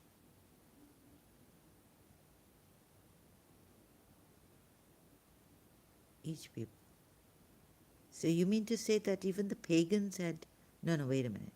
Maybe the Persian pagans supposed to be 1020. Sorry, 124. Wait a minute. 1000. Can I say it like this? 124,000 messengers, but other than the Torah and the Gospel, we don't have the book or tafsir or hadith for any of those messengers. Yes, no book. But it doesn't say that they were given the book in their own. It says they came in their own language, but it doesn't say that they were Ahle Kitab, right? They were the people of the book. Some messengers were sent without the book.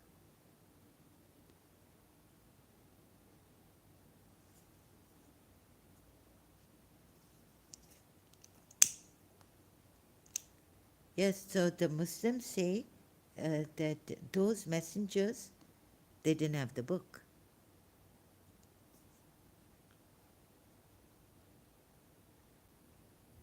So even the taking the Torah and the Gospel, we don't get 124,000 messengers.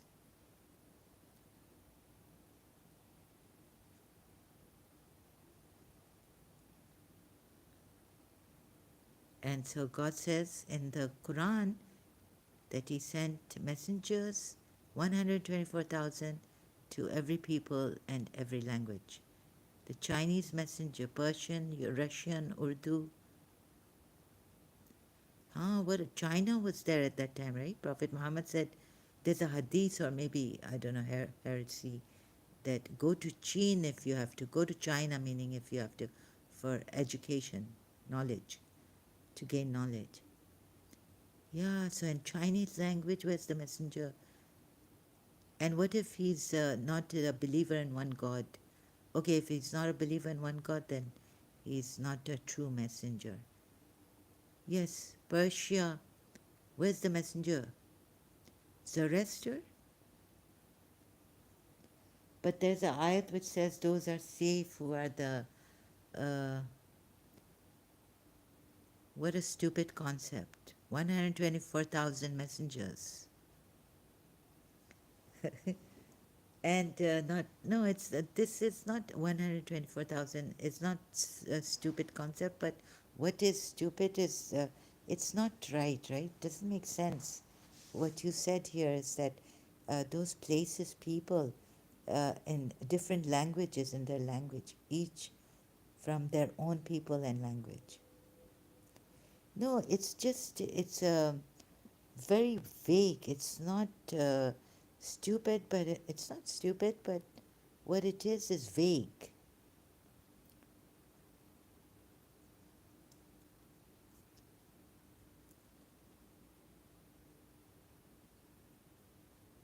Oh, cosmic crux bot says, what a stupid concept. Sorry, Houston, I thought you were saying this. No, cosmic crux bot, it's not stupid. It's just vague, and many ayats like this you see not well put and very confusing, open to interpretations. Then what about those, Chinese messengers, or a messenger in China, Persia, Russia, Pakistan, Urdu? Well, at that time there was no Urdu, there was no Pakistan. Crux, cosmic crux bot says, Zara, you are too nice. That's a sarcasm, right? You're being sarcastic about me. I can be very, very bad. Houston Euler says, thank you, Cosmic Crux Bot. It's your niceness. No messengers after Jesus except Muhammad.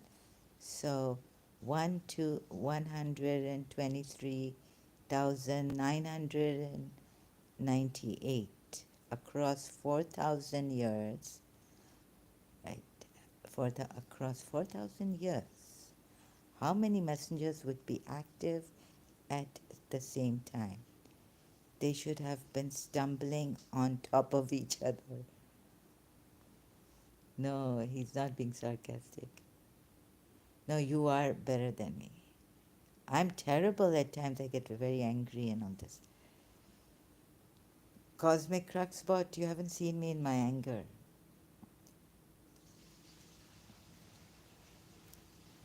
In my fury and rage. 120. Okay, so it comes close, right? 123,998. Across 4,000 years. Good one, Euler.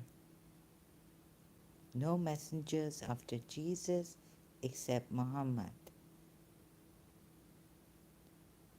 So 123,998 messengers across 4,000 years. Oh boy, Houston, brother, you're really good in maths. How many messengers would be active at the same time? Good, very good. Why don't the Muslims think like this? Because they're so brainwashed. They dare not question. They dare not do maths. Inheritance maths is wrong in the Quran. Dr. David Wood showed us. Very intelligent. 124,000 excluding Jesus.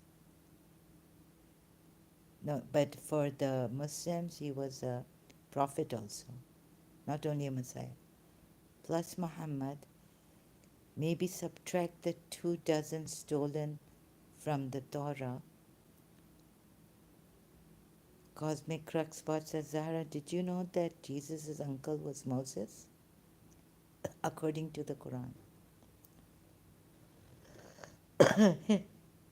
Jesus' uncle was Moses because Maryam,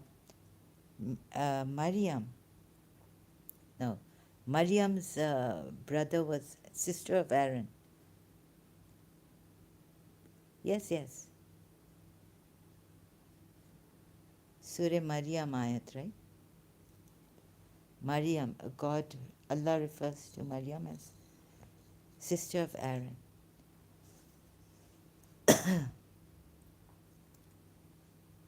Uncle, like, far off uncle. Like, I thought sister of Aaron meant that, according sister of Aaron. Like, there's a long generational gap, but still, God calls Maryam the sister of Aaron. That's what I thought. Houston Euler said, it has mother of Jesus and sister of Aaron, not Moses, but Aaron, both being the same daughter of Imran. Yes. Oh, Miriam, yeah, Amram was the father of Moses and Aaron, right? I see there's maybe same names. I thought, yeah. So like that, I didn't go deep into the matter, and um, Christians are right about this. Yeah,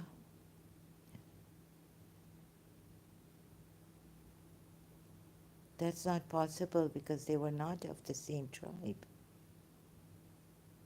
No, but like a cosmic crackspot, I know. But let's play the devil's advocate. Like, what if, as a Muslim, when I was a Shia, let's say I tell you that this is one race. This Jacob was Israel. Wasn't Jacob Israel? And one race. Quran ayat. They were just related. Israel means the save of God. This was the title conferred to. Where's the Quran ayat? They are all, they believe in Allah, the last day, encourage good. They are true. Where's that ayat? Do you remember that ayat where it says they are all from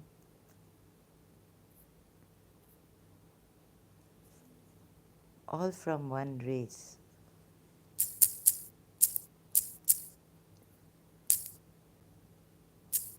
I know I sound stupid here.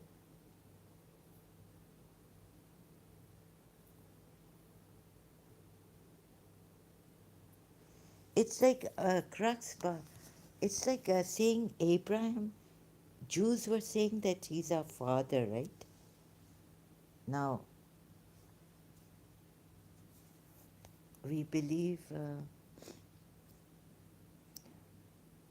see, they were all from one race. So here it says, say, we have believed in Allah and what is revealed to us and what was revealed to Abraham, Ishmael, and Isaac, and Yaqub, and the descendants, all, and what was given to Musa and Isa, and what was given to the prophets from the Lord. We make no distinction between of them, and we are, no, it doesn't say one race, but it says the descendants, Asbat, the 12, oh, it means the 12 tribes of Israel descended from Jacob.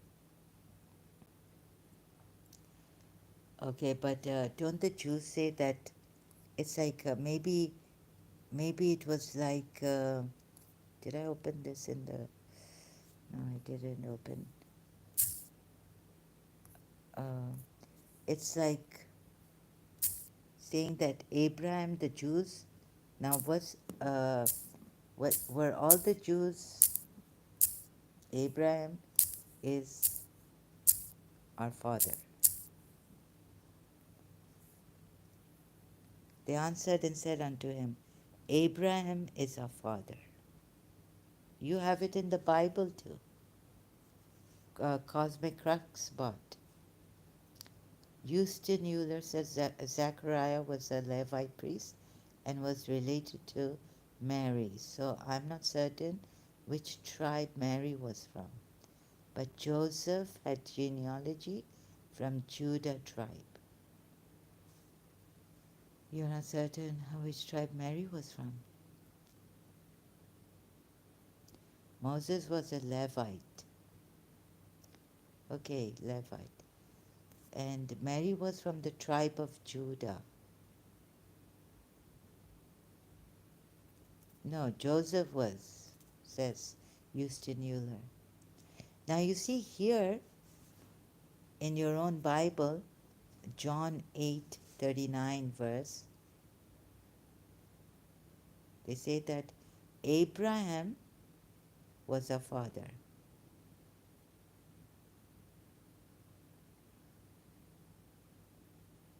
So Jesus replied, for if you were really the children of Abraham, you would follow his example.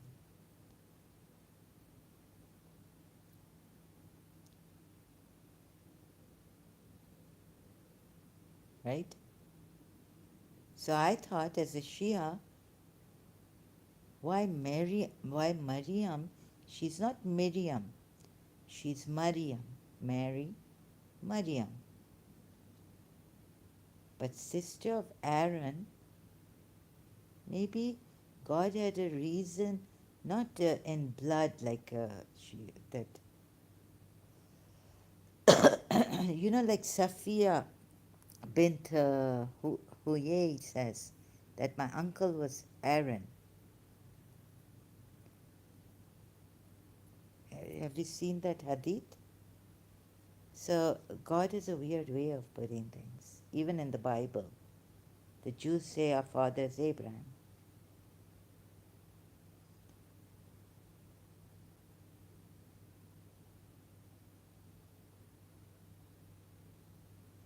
Do you know the name of Mary's father? Was it Amram again? Or Amram, like Moses' father's name? So this, sorry, no, this I cannot say.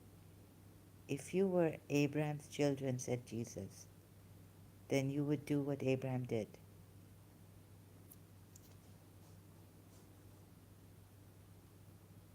So you can't criticize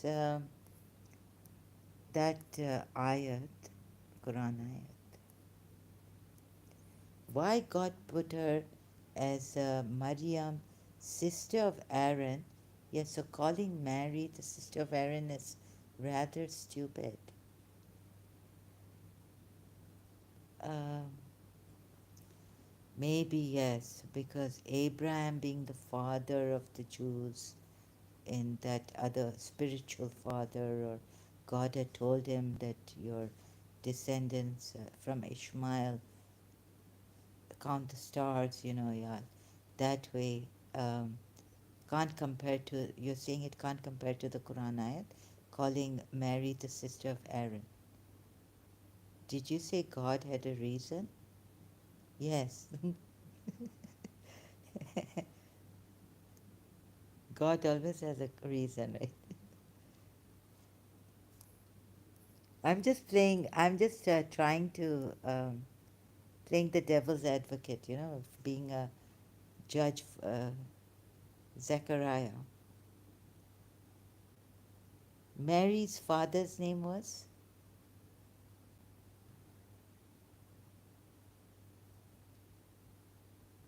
God always has a reason. Good reason. God doesn't have a mind but has a good reason. Sorry. I made a mistake. There's a song. God has a. I'm embarrassed now. Zachariah was her uncle, Mary's uncle. No, no. What was Mary's father's name? Do you people know? Do you Christians know?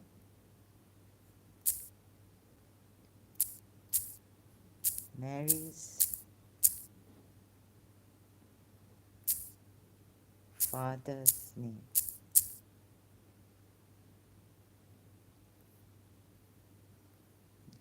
Joa. How do you pronounce this? Oh, you know. Okay. I set up. Yoakim. He whom Yahweh has set up. Romanized was, according to Christian tradition, the husband of Saint Anne. Sure. Anne was, yes, Mary's mother's name. Uh, the father of Mary, the mother of Jesus, maternal grandfather of Jesus. Joachim. Joachim. Sorry, I can't pronounce this name. So, in Christian tradition, okay, Luke 3:23 seems to be trying to trace genealogy of Jesus back through Mary, which would make her father's name Heli. Houston, sorry, Cosmic Crux Spot, I missed you. Think about it. Even if you play the devil's advocate, who was greater, Aaron or Moses? Who was the firstborn? Moses was greater, right? But who was the firstborn of Amram? So shouldn't they have said sister of Moses instead? Cosmic Crux Spot. Let me show. Sorry. Here we have the. Let me show you the comments here. Let me show the comments. Think about it. Even if you play the devil's advocate, who was greater, Aaron or Moses? Moses, of course, was greater, but who was the firstborn? Who was the eldest son? Okay, Luke 3. Is that paragraph 3? or Luke 3 or chapter 3. Verse 23 seems to be trying to trace genealogy of Jesus back through Mary, which would make her father's name Heli. Oh my God. Yes, this is what apostate imam. So there's a contradiction. Is it Mary's genealogy or David's? Oh, sorry. What's Joseph's genealogy? Crux, cosmic crux spot. What are you saying about Zechariah? So shouldn't they have uh, said sister of Moses instead? Um, yes, but why did God say then Aaron, sister of Aaron?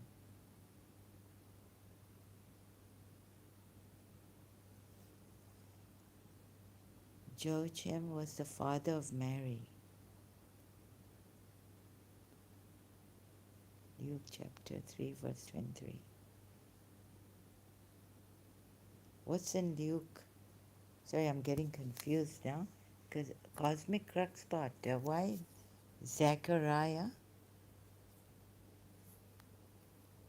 Okay, there's in the genealogy also in the Bible there is they're giving the genealogy of Mary or Joseph to be the seed of, because to show that Jesus is the seed of David. So there are contradictions. Exodus 7:7. When speaking to Pharaoh, Moses age 80 and Aaron age 83. So Aaron was the older son. Very good. Thank you for this. I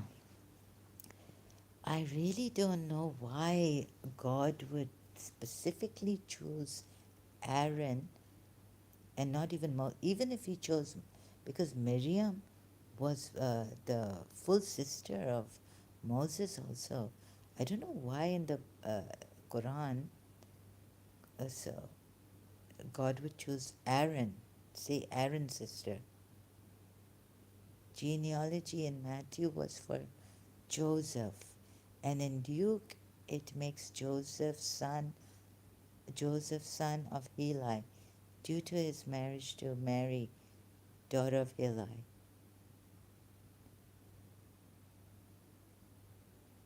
Joseph son of Heli. Oh, it makes Joseph son of Heli or Heli, due to his marriage to Mary, daughter of Heli. So, so it can't be Joachim, can it?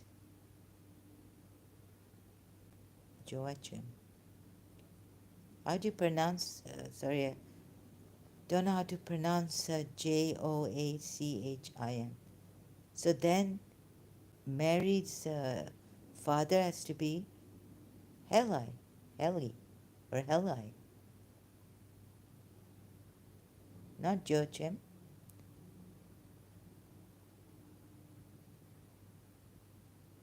I mean, Houston Euler, you're so intelligent. You can ask you, you know, you've seen Quran ayats through maybe you many ways to say, look here, there's a problem. Why is it like this? But then I wonder why you're a Christian. God did say that. Muhammad was confused while speaking to the Jews. He spun nonsense. Yeah, that is true. God did not say that. Yeah, I wonder why God would say. Of course, God didn't say that. And why such a. Abraham is the father of even Muslims, they would consider him. But this Aaron thing, yes, it's kind of dodgy. You're right, after looking at it, closely examining it, and shouldn't have been sister of Aaron. It's like, why from all those others like Israel? Why Aaron? She's not even from the tribe of Aaron, right? Why Aaron? Why would, if this true God, like I'm just asking, why would this God choose Aaron as the brother of Mary? Do you have any idea? No idea.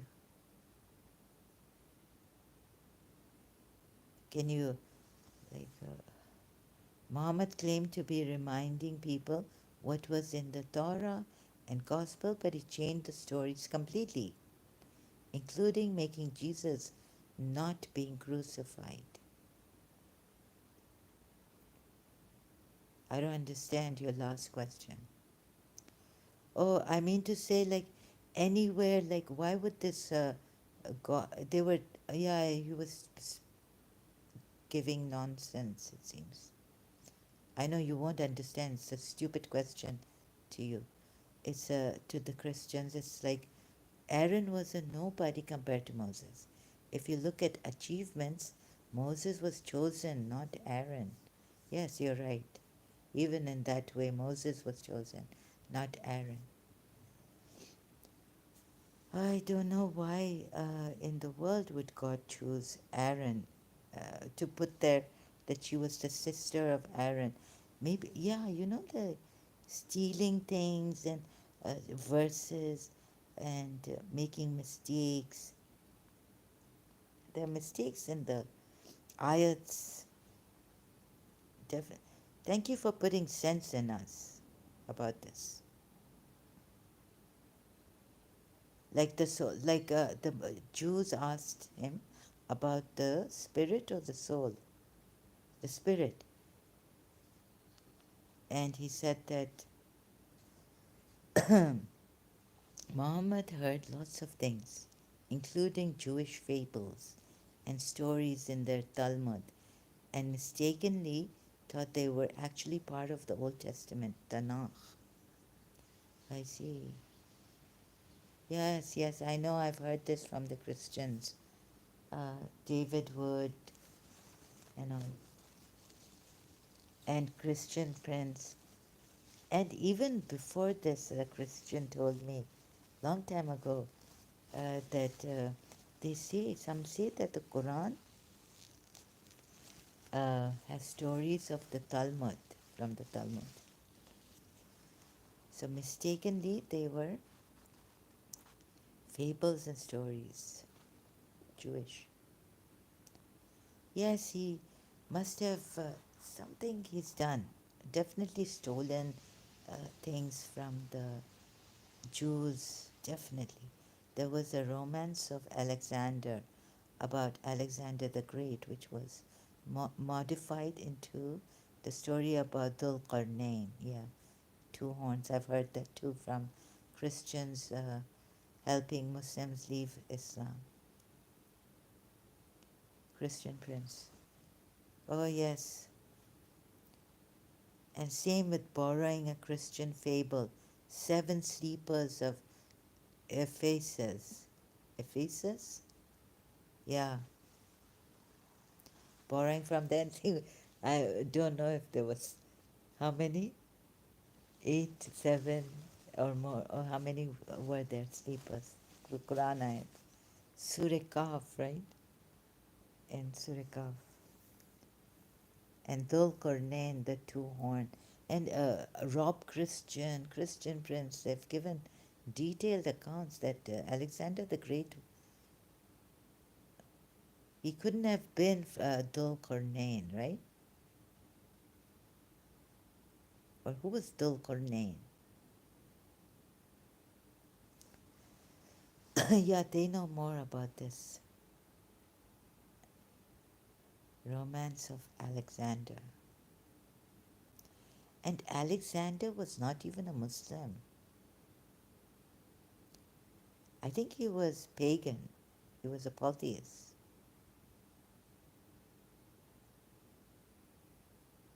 And the two horns, one could be someone else.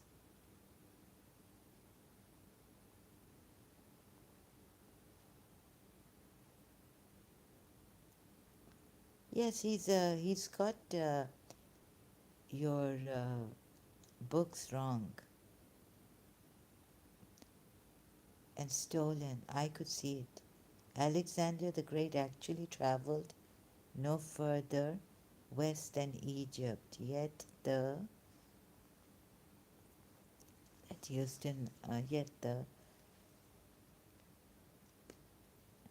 finish the sentence. Romance of Alexander claims he traveled to the place of the setting sun. Oh, this is from the Jewish book, Fables. Cosmic Crux Spot says, Zara, I have a suggestion. Maybe you could do a stream on sources of the Quran. Like sources of the Quran? Oh, that would be wonderful, but I don't have that much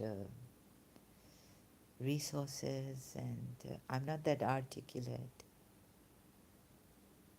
Hasn't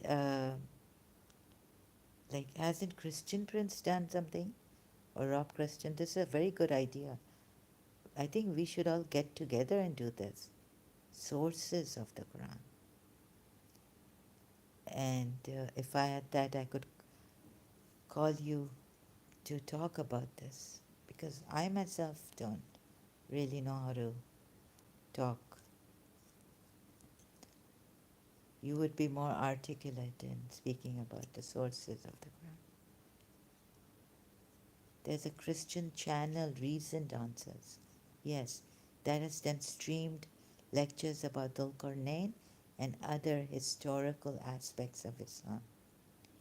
I see. I left that stream because, oh no, I left that channel, Reasoned Answers, because he was quite rude with me. Thaddeus. So I left the channel. I unsubscribed, sorry. Houston. Zara, I have a suggestion. Maybe you could help me on this, sources of the Quran, and come here and do this. And I could give you or do you have a channel? Or you could honor my channel and start to talk about the sources of the Quran. Cosmic Crack Spot, this is your idea. I can help you a little bit, but you already know that they've already said that this is from the fables.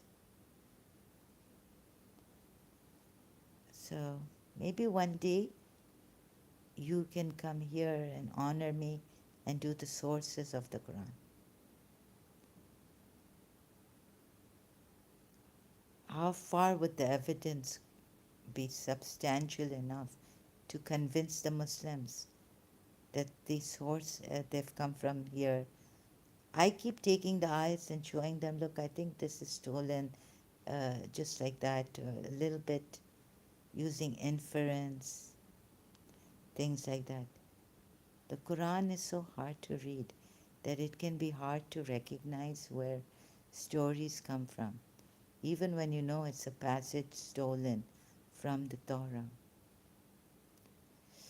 It was a hard to recognize, hard to read, maybe for the non-Arabs. It's vague. The eye, they're not in detail like in the Bible. Read Ibn Warqa book on PDF. Sources of the Qurans for free. Really? And what does it say there? Exposing Ibn Warqa. Let me just search this Ibn Warqa for Ibn Warqa sources of the Quran. I think I'm very tired now. Oh, the cousin, Khadija's cousin. PDF. I can't find it. PDF. Which Quran variants? Oh yes. I'll search later on about this. Let's see. It's for free. Ibn Warqa. No, it's not Waraq.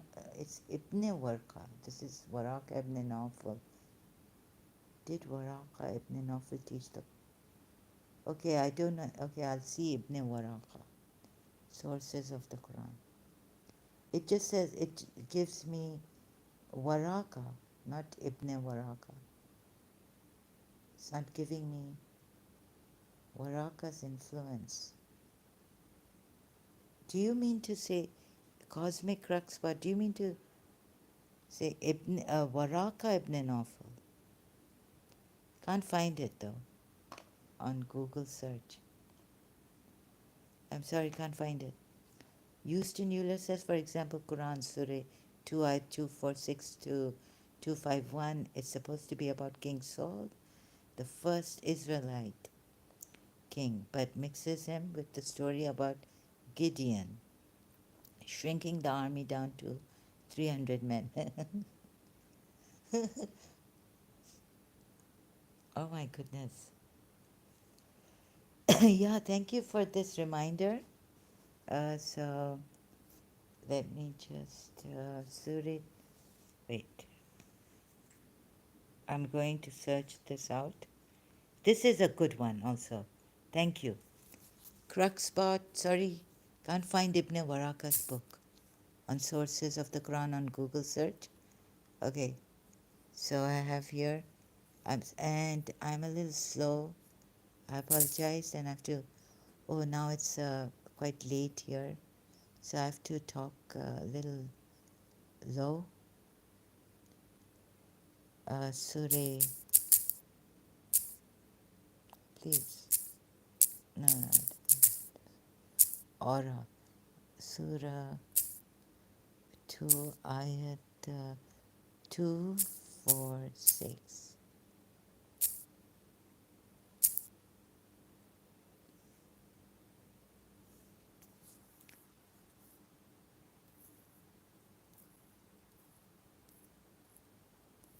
Have you not seen those chiefs of the children of Israel after Moses? They said to one of their prophets, appoint for us a king and we'll fight in the cause of Allah. He said, are you not going to cower if ordered to fight? They replied, how could we refuse to fight in the cause of Allah while we were driven out of our homes and separated from our children? But when they were ordered to fight, they fled, except for a few of them, and Allah has perfect knowledge of the wrongdoers. Excuse me. And then uh, 247 says, their prophet told them, Allah has appointed Saul to be your king. They protested, how can he be our king when some of us are more deserving of kingship than he, and he has not been blessed with vast riches? He replied, Allah has chosen him over you and blessed him with knowledge and stature. Allah grants kingship to whoever he wills, and Allah is all bountiful and all knowing. Then we have 248. The Prophet further told them, the sign of Saul's kingship is that the ark will come to you containing reassurance from your Lord and relics of the family of Moses and the family of Aaron, which will be carried by the angels shortly, and this is a sign for you if you truly believe. So Houston Euler says the book of 1 Samuel says the real reason they wanted the first king was because the prophet's sons were greedy and corrupt. Uh, Houston Euler says that's another falsehood. 1 Samuel says that Saul's father was wealthy, not Saul himself. Okay, Cosmic Cruxpot says, sorry, my bad. What happened? Did I miss? Oh, you're back. Oh, so you meant Varaka, the cousin. Okay. Your see original. The original sources of the Quran by Theref, W.S.T. Claire, Tisdale, M.A. Oh, this one. Okay, okay, I got it. Thank you. Houston Euler says another falsehood. The ark was returned from the Philistines many years prior to Saul becoming king.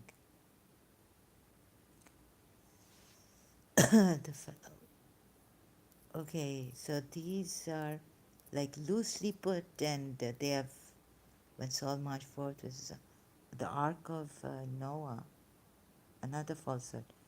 The ark which Noah embarked upon, the ark of Noah, was returned from the Philistines many years prior to Saul becoming king.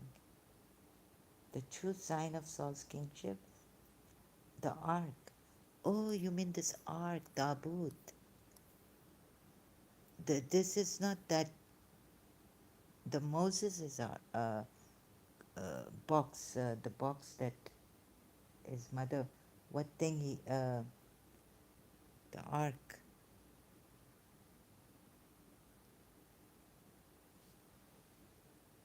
No, no, not the ark of, no. From the Philistines, many years. This is the Moses is, what do you call that? Little thing, a box or something his mother put him in, and put that box in the river. The true sign of Saul's kingship was him joining a group of prophets and prophesying. Why is it going off? Sorry, excuse me. I just, my tab, just, the true. The true sign of Saul's kingship was his joining a group of prophets and prophesying with them. Oh, Houston Euler. Houston Euler says yes, just about everything in that group of ayats is either false or out of time sequence. Okay, and it doesn't go with the Bible, the Torah. Oh, sorry, the Old Testament. Sorry, I got my facts mixed up. It's Reverend Claire Tisdale, not Ibn Warhaka. Okay, it's okay. Cosmic Rock Spot. Thank you. It's alright.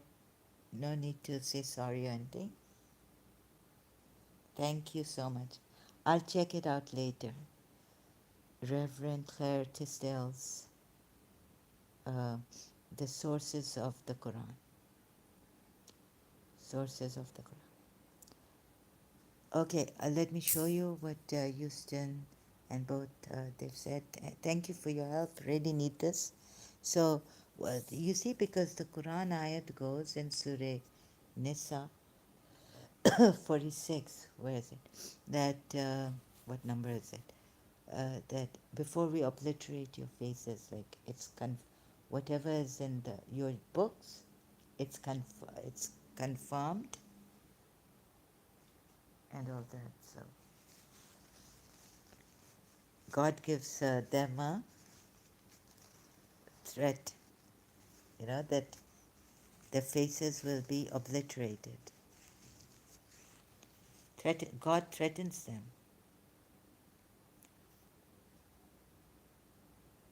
Yes, just about everything in that group of ayats is either false or out of time sequence. Yes, okay, I got you. Thank you, Houston. So then, out of time sequence or false, it doesn't go according to the Old Testament story verses. So it doesn't go with the story. Just that Saul became the king, but the facts are, mumble jumble. It's in the Quran ayat. against the Old Testament. Some false things have come up and out of time. Where do you think Muhammad got all those false things from? What do you think? I think, when he was killing the Jews and trying to extract maybe the verses from them, they gave wrong things. Some right, some. The stream about Dhul Qarnayn, I mentioned, part 2, excuse me, is how Dhul Qarnayn proves Muhammad was real, and description has linked to part 1. You mean to say how Dhul Qarnayn proves Muhammad was real? This Muhammad. And description has linked to part 1.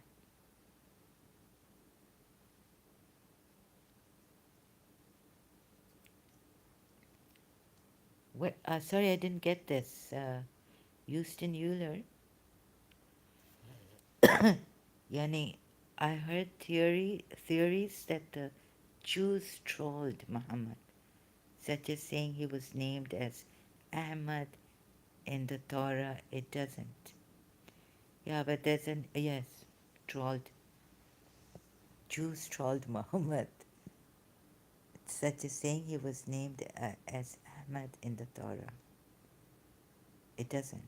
Yeah, I think they kind of deceived him. They didn't deceive him actually. I think they also, the verse says the Jews worshipped Uzair as son of God. Yes, he didn't. They didn't. So Uzair was not the son of God, but they were called children of God, right? By the Jews also. And Uzair, wasn't he? They didn't worship Uzair as the son of God.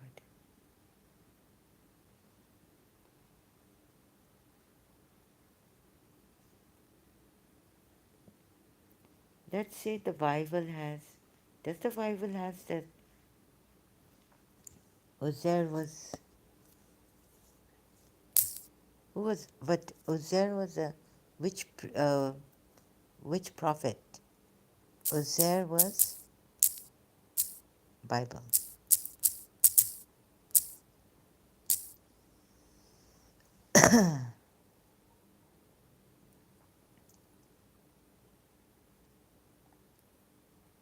Wait a minute.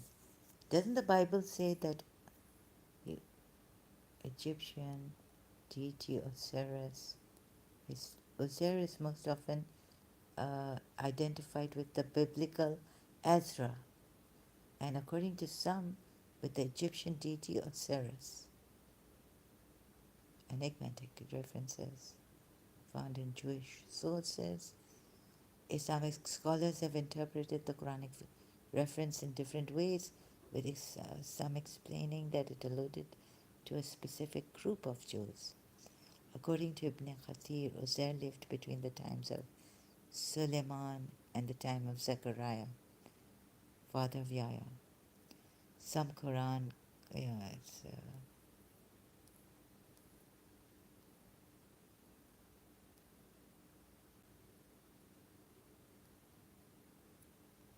some modern historians have favored the theory that a Jewish sect in Arabia venerated Azra to the extent of deifying him. Possibly, I'll have to do more research on this.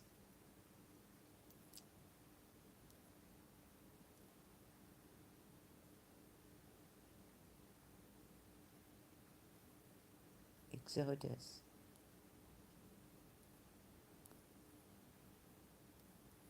I have to read all this. Azra to be the son of God. Abraham Giger, the founder of Reform Judaism, remarked the following concerning the claim that Jews believed Azra to be the son of God. According to the assertion of Muhammad, the Jews held Azra to be the son of God. This is certainly a mere misunderstanding which arose from the great esteem in which Ezra was undoubtedly held. This esteem is expressed in the following passage. Ezra would have been worthy to have made known the law if Moses had not come before him. Truly, Muhammad sought to cast suspicion on the Jews' faith in the unity of God, and thought he had here found a good opportunity of so doing.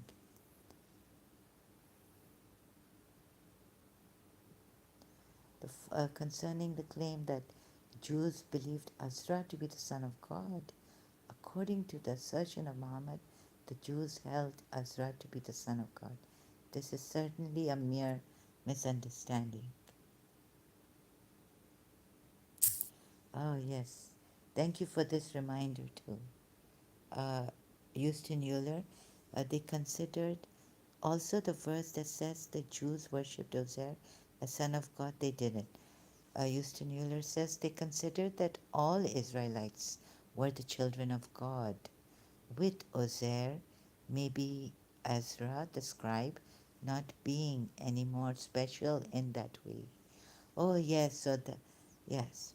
Okay, you explained it to me. That's thank you. And Cosmic Crackspot says, haha, Moses' mother put him in a basket. Yeah, a basket, not a box. To escape persecution, not a box. Yeah, sorry. My bad. Uh, Basket, which is that taboo. The Houston Euler says, I've never heard of a legate theory that the Jews worship the Egyptian pagan god Osiris. Good grief. Yeah, okay. No, that, yeah. No. Houston Euler says the obvious reading of Surah 9, ayat 30 is saying the Jews worshipped Uzair in the same way the Christians worship Jesus. Right, to precisely, yeah, put the ayat. Surah 9, ayat 30. Thank you for this also. Interesting. Thank you for the help. Surah 9, ayat 30. Huh. And this didn't happen. The Jews say Azra is the son of Allah, and the Christians say the Messiah is the son of Allah. That is their statement from their mouths. They imitate the saying of those who disbelieved before. May Allah destroy them. How are they deluded?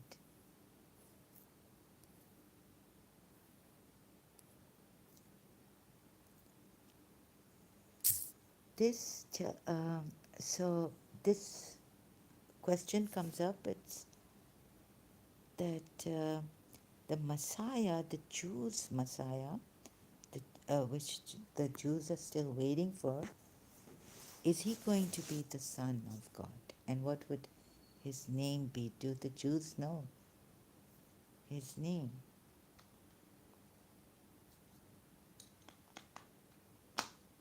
This is on, but can you tell me if, the Messiah, the Christians who took Jesus as the Messiah and the Son of God, are the Jews going to also take him, the real Messiah, for the seed of David and all that? Are they going to take him as the Son of God also? This Messiah that is going to come, awaited Messiah of the Jews.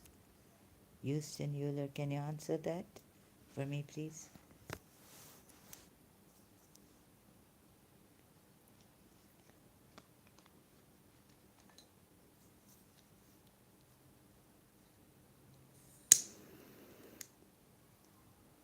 So what happened? I'm also wondering what happened there. How could Muhammad start to put these kind of ayats that like no one could ever think of, that Azra was the son of God? and Azra, like Uzair in Arabic. My goodness, where did he get all these things from? No, the Jews did not accept. Yes, but let's when they're still awaiting their Messiah, right? So is it that like someone may have told Prophet Muhammad that the Jews' Messiah? I'm just having a wild guess here. His name would be Azra, or like how could Muhammad have such an imagination?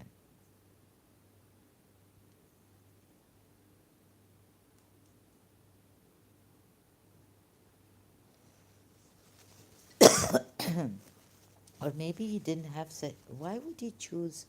I mean, from all those other prophets, Moses being the greatest, why would he choose Azra, Uzair? The Jews say that, you know, I mean, where could this imagination have run so wild in him, thinking like that?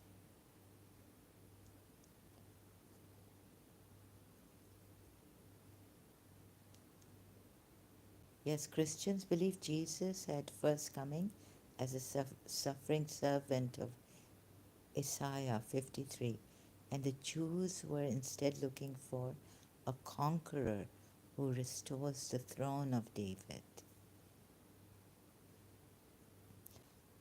But yes, Jews are still awaiting their Messiah. So could this ayat be a loose reference that the Jews' Messiah and Prophet Muhammad, I don't know why he chose Azra here. Just a deep analysis on this. Surah 9, Ayat 30, Azra, choosing Azra amongst all the other prophets. He was one of, in the first century, the Jews expected that the Messiah would liberate them from the Romans by force. Yes, by force, not by okay, but Jesus was too soft. But they're still waiting. Aren't the Jews waiting for a Messiah? And what is their name? Or what is his name? Do they know his name? Or is it a secret? They know, but very few people know his name. Very few Jews, the rabbis or someone. No, what I'm asking is, the Jews are still awaiting their Messiah, right? So what would be his name, and why would Prophet Muhammad, do they know his name?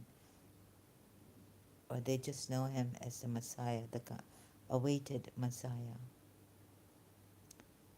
And why would Muhammad choose Uzair to say that Azra is the son of God? The Jews take him as the son of God like the Christians, and the Christians take Jesus as the son of God. Do you think at that time the Arab Jews knew something about their Messiah? Or do you think that Prophet Muhammad just guessed the name of their Messiah, the Son of God? Jews don't have a name for the Messiah, only having characteristics. He must fit with it. Oh, okay. And be from the seed of David. Thank you, Houston Euler, for your help. And I wonder why Uzair would be chosen. Why Prophet Muhammad would do this.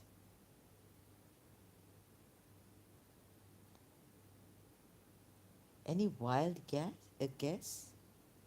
Sorry.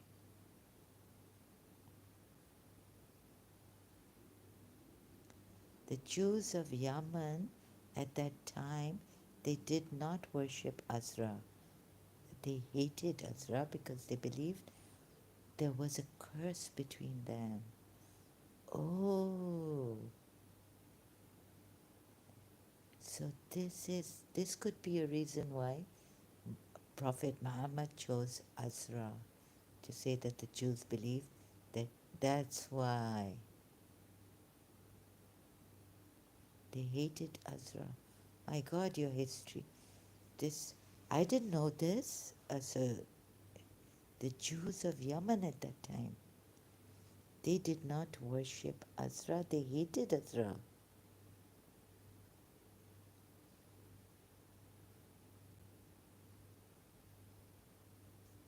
Oh,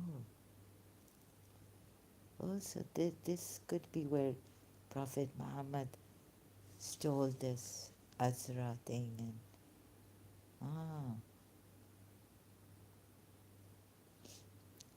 I see, and messed it up, giving a lie. Wow, your history, your knowledge is vast. Thank you so much for your help, Houston Euler. So, you see, Muslims, please. Yeah, I think you have a stronger stance against um, the Quran, definitely. So, thank you so much for your help, brothers. It's been wonderful, very interesting. Thank you. I wish I could invite you so you could talk. I'm so sorry that you have to comment like this. It must be difficult for you. I haven't seen much of Shia on here. I assume partially because they are mainly in Iran or Syria only. No, they're in Pakistan. They must be in Bangladesh, Asia, India. There are many Shias. Shias there too, and Ismaili Shias. Uh, I don't know why Shias don't come. Yes, hardly. I've seen stories from several years ago that Iran had to close 50,000 of 70,000 mosques because they were empty, but haven't seen anything after that. Yeah.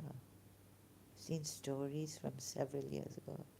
Iran had to close 50,000 of 75,000 mosques because they were empty, but haven't seen anything after that.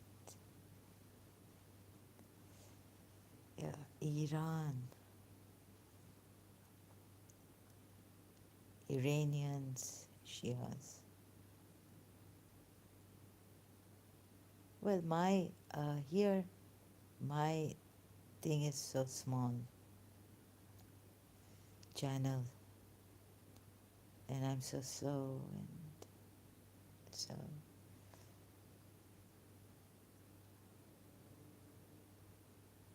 closing mosques, empty. There were Shia mosques.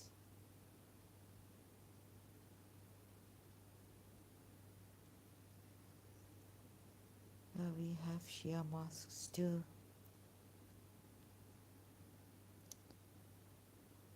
Why did they? Because they were empty.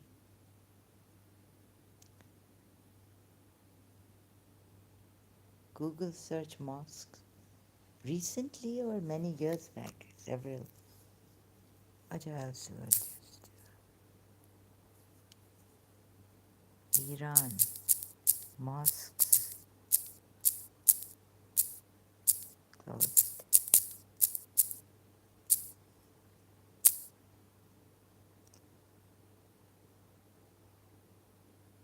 Oh, recently. You mean now? Oh my goodness. A senior, this is Iran International, Intel.com.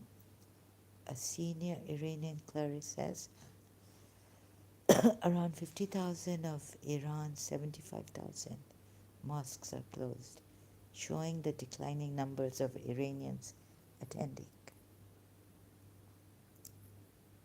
Times now.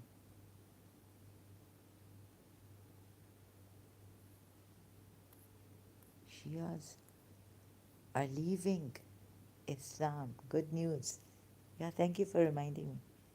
Oh, you mean to say recently? I'm not sure when those 50K closed, and some will always stay open because of tourism. Okay, 50K closed. Recently, you mean? Okay, I got you now. Wow. Yeah, this religion really, it's not good. It's a false religion. Doesn't even go well. I think the Bible has more than the Quran. Quran is terrible. And yet, look at the uh, threat to them. It's not right. Surah Nisa 47. O you who were given the scripture, believe in what we have sent down, confirming that it with that which is with you. What do you think about His Highness Aga Khan?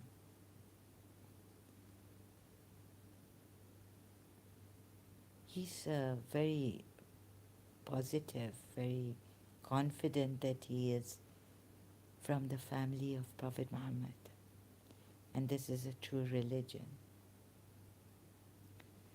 Oh, you, Houston Euler, and where is Cruxbot, Cosmic Cruxbot gone? Any one of you would care to answer how we can help His Highness Aga Khan leave Islam? How we can, how can we show him? I'm trying my best to help him.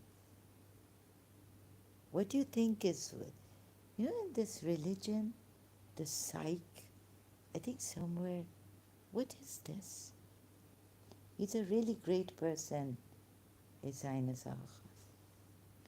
What is all that? And in Shia Islam, we had another Shia, Baha'is.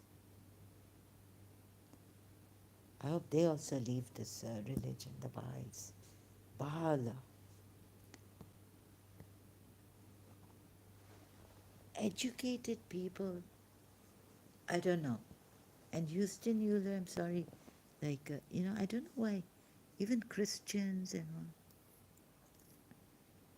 showing you people, there are discrepancies in the Bible, in the Quran, too much. Like educated people confirming what is with you. Yes. You see? Yes. Confirming that which is with you. Means they haven't changed it right now. What is with them? Very good. Before we obliterate faces, Allah says, threatens them, and turn them toward their backs, of course, them. And then there's an ayat which says, in Surah Baqarah, we used to tell the non-Muslims, Christians, that you see, there's no compulsion in religion. This is a compulsion by God.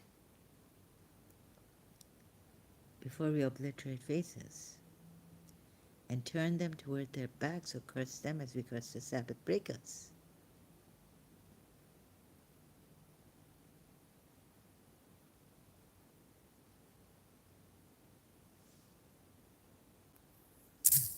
And we had this great also, he's not alive, and I don't know, Baha'is don't have an imam now, So sad, really, so sad. Baha'i faith. They were Shias too. Founded in the 19th century, but there are Torah and Gospel manuscripts existing which were written centuries before the Quran, and they do not agree with the Quran. Yes, they don't agree with the Quran. And confirming what is with you, meaning at this time, nothing has changed. They haven't changed it. Of course, the Torah and the Gospel manuscripts existing, which were written centuries before the Quran, and they do not agree with the Quran. And what you said here, emphasis on confirming what is with you. So it means that they haven't changed in writing or in words.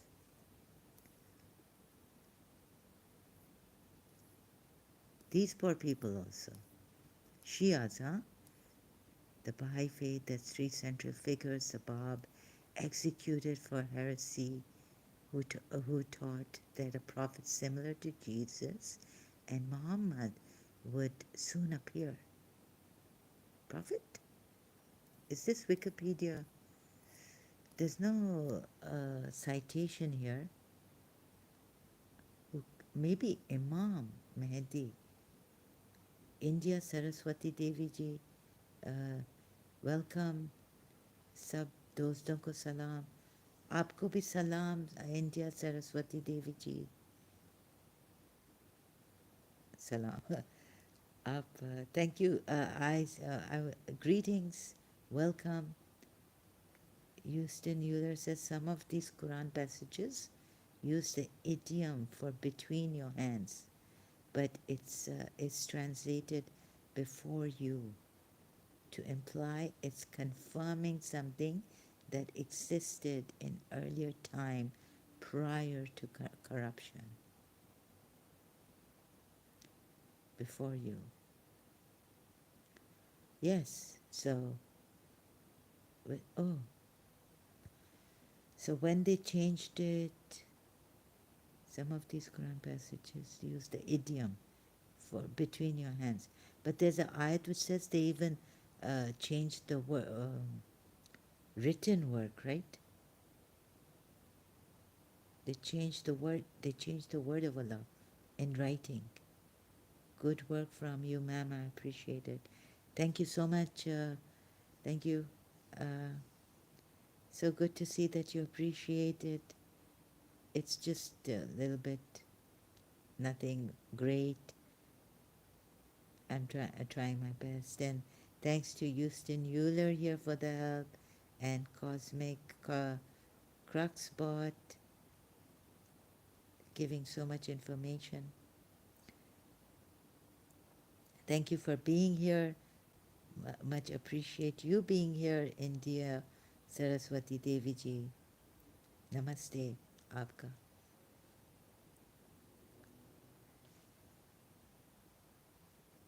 And I will hit like. Thank you so much, India Saraswati Devi. This will help. Maybe if we have more than 3 likes, 6 likes again. Thank you. इसका मतलब है कि this will help maybe promote, spread the word around on YouTube. So help the Muslims, reach the Muslims more. And you can find it maybe on your homepage. So thanks to Houston Euler, they're contributing a lot, India, Saraswati Devi ji. They're making it very interesting.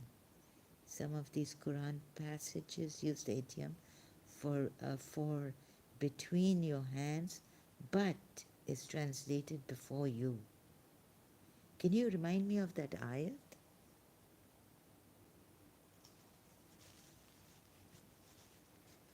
Oh, goodness.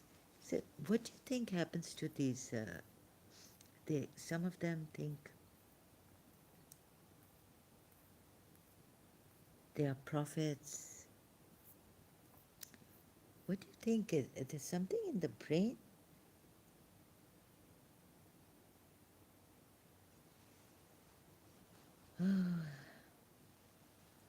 According to Baha'i teachings, religion is revealed in an orderly and progressive way by single God, through manifestations of God, who are the founders of major world religions throughout human history: Buddha, Jesus, and Muhammad.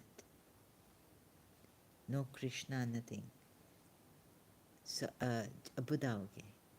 Buddha was also from India. Are noted as the most recent of these before the Bab and Baha'u'llah. Baha'is regard the world's major religions as fundamentally unified in purpose but have so many contradictions. The Quran itself has, oh my God, what has happened to us? Baha'i faith stresses the unity of all people as its core teaching and explicitly rejects notions of racism, sexism, and nationalism. At the heart of Baha'is teaching is the goal of a unified world order that ensures the prosperity of all nations, races, creeds, and classes.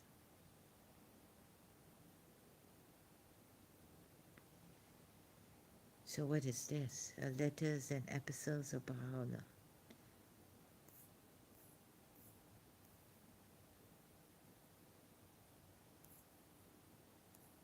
They split from the Shias, 12 Shias, by writing, describe a single, personal, and inaccessible, omniscient, omnipresent, imperishable, and Almighty God, who is the creator of all things in the universe. The existence of God and the universe are thought to be eternal, with no beginning or end. Even though God is not directly accessible, he is seen as being conscious of creation. Wonderful things coming up by religions like these. Freedom to think, freedom. Who can be a prophet? But then there are covert nonsense. So, Houston Euler, Surah 5, Ayat 48. Ah,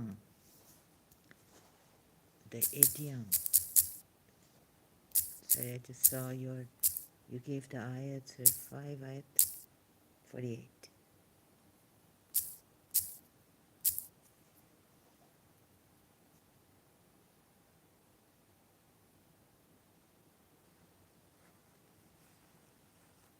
Hello, Tesla by at Houston Euler. I love this picture at Houston Euler. Yeah, who is he? I forgot. Is he Einstein in his youth?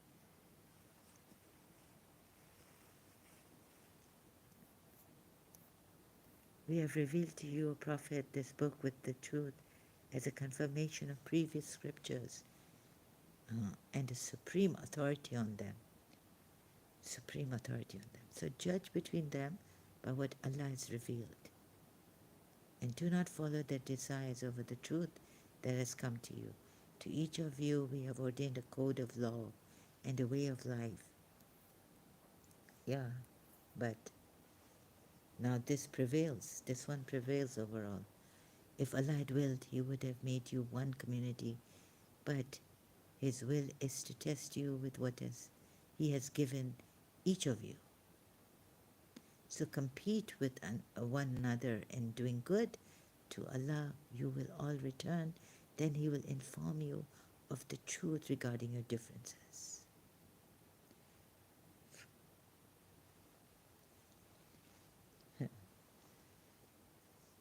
So, are you... No, the one that they changed, this is also really... We have revealed to you this book with the truth as a confirmation of previous scriptures. Yes, it doesn't say that these scriptures they've changed, right? supreme authority. So judge between them by what Allah has revealed to you or to them. And do not follow their desires over the truth that has come to you. To each of you we have ordained a code of law and a way of life. This verse looks like it's claiming Allah revealed a different group of rules for the Jews. Then Allah revealed to the Christians. Then Allah revealed to the Muslims. Houston Euler, amazing, amazing intelligence. This verse, ooh, Houston Euler, did you get like A's in your, like, I don't know, okay, when you were a student, did you get like, you're very studious, very high, very intelligent, I must say. You look very studious, very intelligent, with a lot of knowledge, and general knowledge also must be A1. This verse looks like it's claiming Allah revealed a different group of rules for the Jews, then Allah revealed to the Christians, then Allah revealed to the Muslims. We have here a very intelligent person, Houston Euler. So this verse that Houston Euler gave us, Surah 5, Ayat 48, here. Let me see again. New points are coming up by Houston Euler. I don't feel like leaving. I'm tired, but you are so valuable for this channel, for this live stream, for my work here, Houston Euler. We have revealed to you this book with the truth as a confirmation of previous scriptures and the supreme authority on them. So judge between them by what Allah has revealed. And do not follow their desires over the truth that has come to you. To each of you we have ordained a code of law and a way of life. Yeah, this part. Right, Houston? Brother, you mean this verse is claiming Allah, this part, right? Different groups of rules. But it doesn't say Christians and Jews, but I see what you mean. Like, we have revealed this book with truth.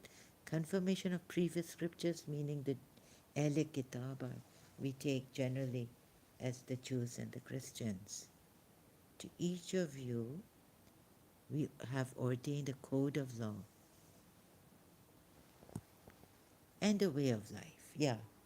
So it means that to each these,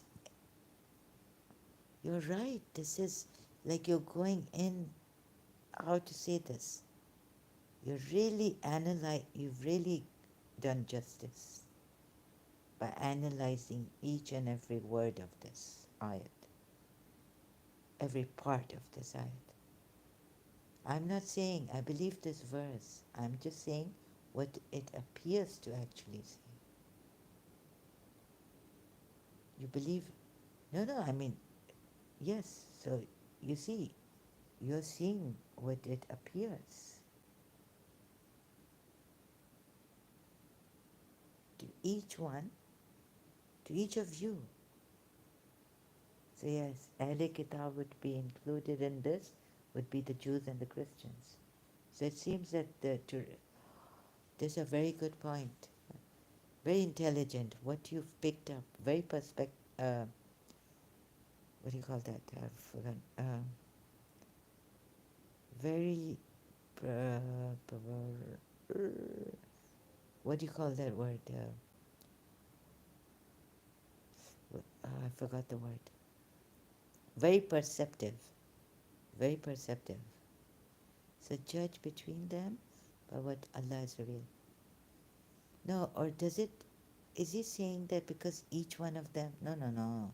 To each of you we have ordained a code of law. You see, very good point. It's not saying that since Christians have taken it differently and Jews have taken it differently. You're right. This is not all my own idea.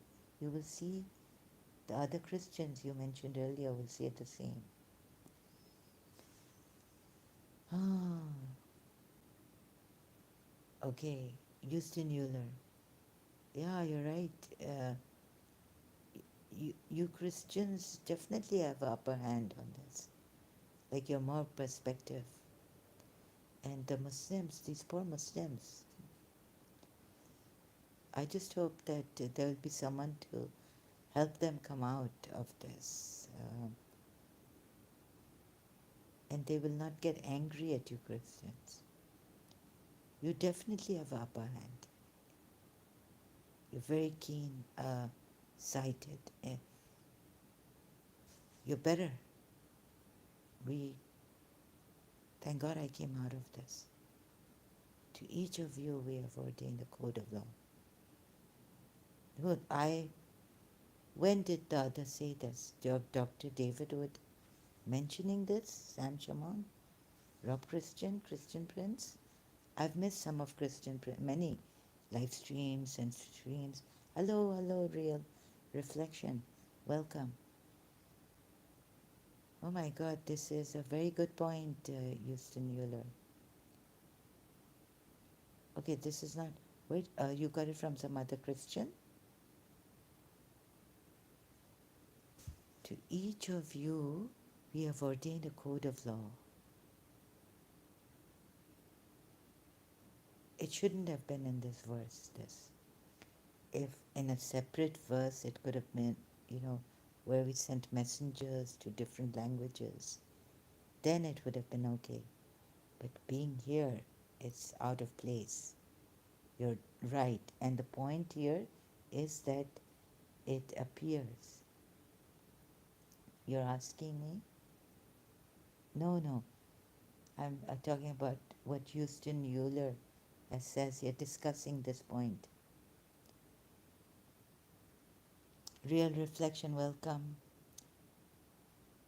Jews, this verse looks like it's claiming Allah revealed a different group of rules for the Jews than Allah revealed to the Christians, than Allah revealed to the Muslims. Would like to discuss with you the real reflection. Right now we're on this topic, please. What would you like to discuss with me? Brother, sorry, so now my throat is also, let me have some amazing Houston Euler.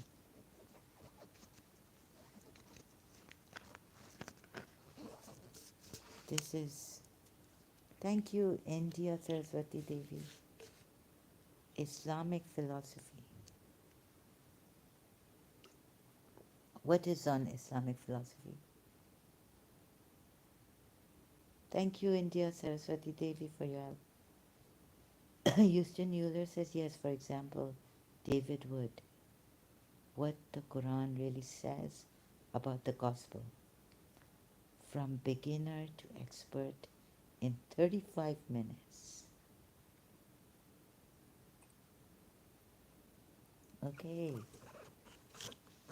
So David Wood points out this particular thing. He's very good. Very intelligent. Very intelligent. Amazing. Point. He's caught here. He's caught him. Allah. He's caught this false Allah. To each of you we have ordained a code of law and a way of life. Yes, David Wood is very good, excellent, outstanding, very intelligent. I prefer Zaharaji's stream over David Wood. No. No, no, no, no, no. Oh my God, I can't even. Please, no, no. Dr. David Wood is India Saraswati. No, I'm nothing in front of him. He's international. Your streams are calming.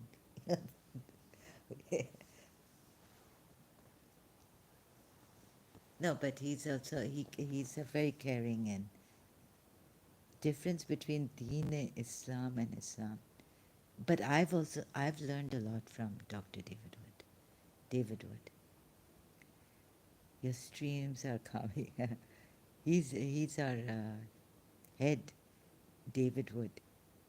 Difference between Deen Islam and Islam: political, religious, socio-economic, welfare, state, equality, and justice. Oh, Lord. Oh my God, this is too much for me. The real reflection. Deen Islam and Islam. Isn't Islam Deen Islam?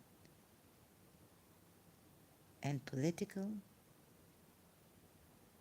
Oh, that's a lot. Houston Euler says Islamic philosophy sounds vague. There are different schools of philosophy, even within Sunni. Yeah, I don't know about this. Houston Euler, help me on this, please. So, uh, which philosopher? The many philosophers. Deen Islam, or is what is Islam to you? And Islam. Islam is Deen, right? Deen Islam. And Islam. I need to learn from. You can define Deen Islam and then Islam. So, what is the Deen? A religion of Islam? Isn't Islam itself? God has given a name to this, right? It's Islam, to this Deen. Which is Islam? Political, what do you mean by political?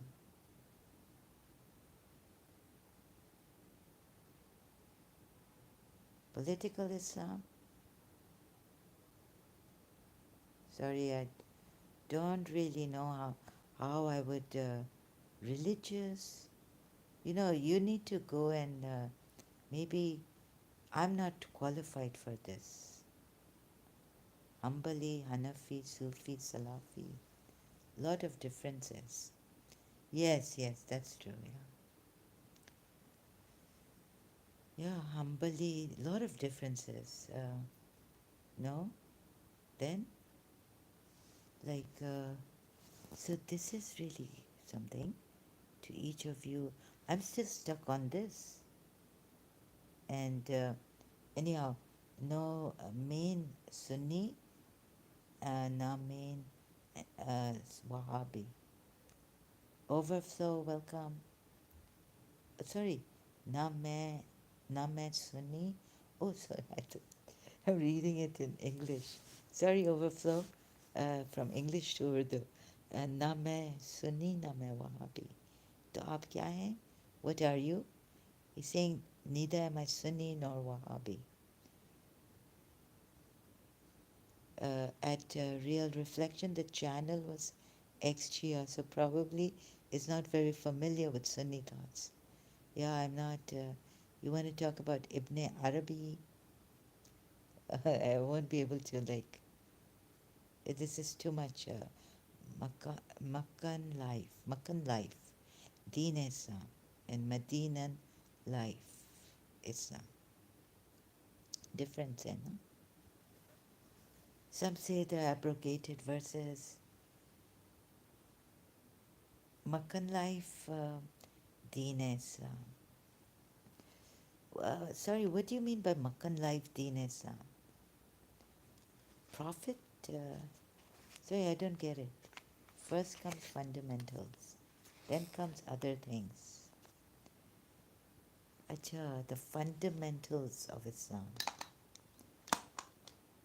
I won't be able to do justice or explain properly. This is too vast a thing. First, it's like take it like that ayat in Surah Muzammil. Take what they say. When did the fundamentals? When and then when did it? Then it completed.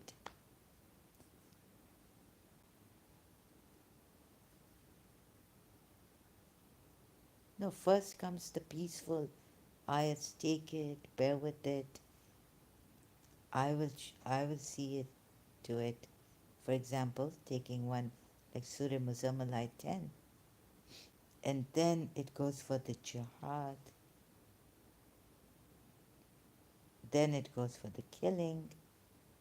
Hazrat Ibn al-Arabi, my mentor. Really? I had bought a book of Ibn Arabi, and it's in Karachi, unfortunately. Thick book. Houston Euler, if you can help me on this. Houston Euler can help you the real reflection.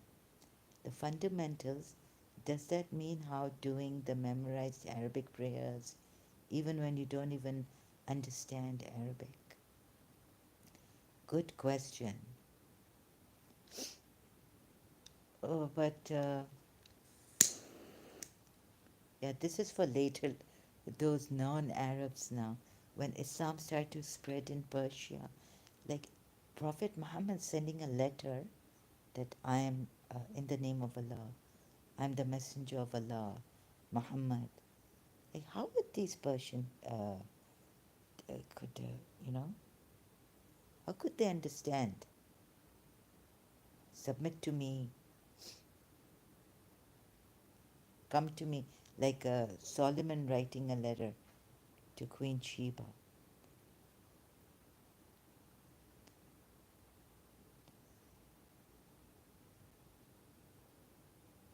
No, please. The real reflection. Please, no insults. He's talking sense. He hasn't said anything nonsensical. I know. A real reflection. Sorry, you left. I can't allow this. Wahdul wajud. Okay, wahdul. What is the meaning of wahdul? Can you remind me? Wajud, Allah. Yeah, that we can find. Wahdul wajud is in all religions, right? The God.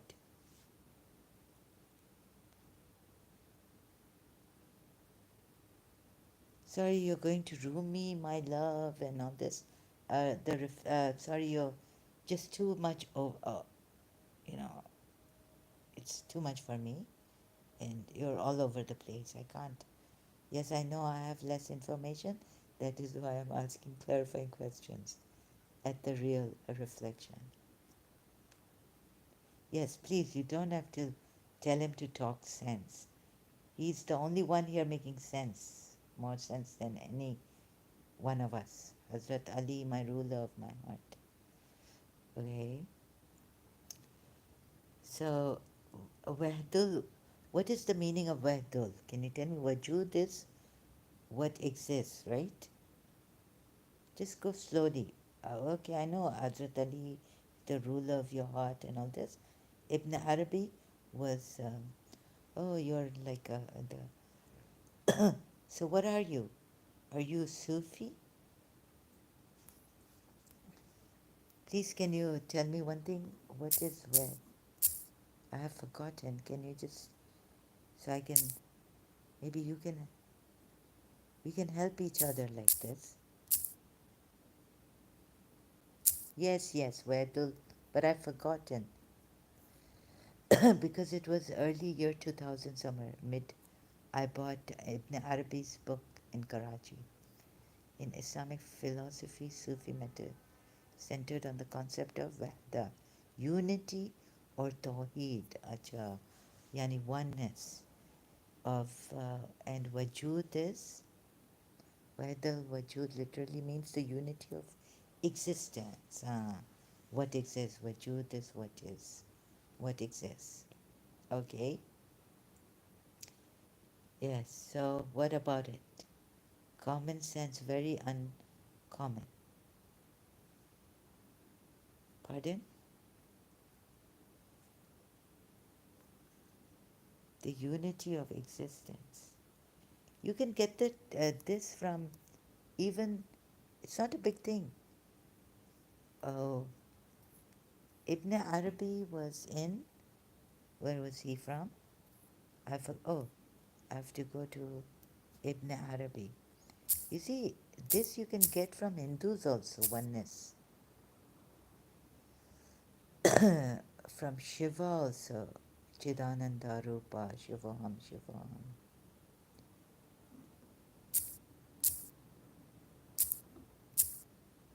He was an Arab, definitely, because his name is. He was from Turkey. Muslims call it Andalusia. Poet, philosopher, Islamic thought Muslim. Turkey, right?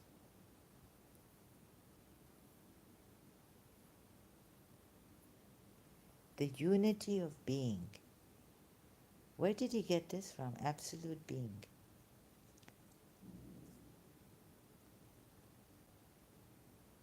Are you allowed to do this in Islam?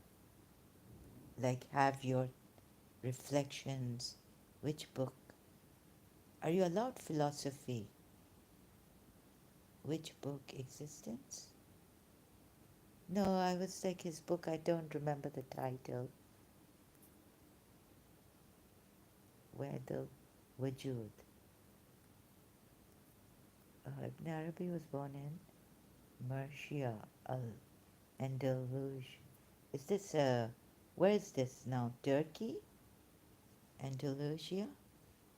This shows Tawheed meaning unity, not one, which means for there to be Tawheed, there must be multiple things that are unified. That's altogether different.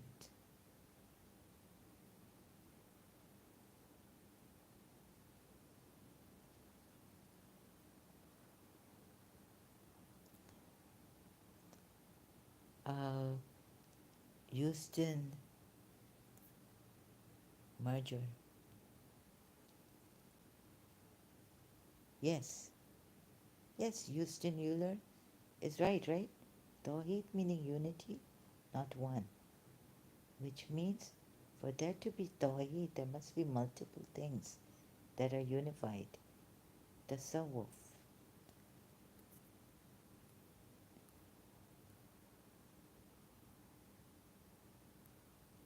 Arab descent.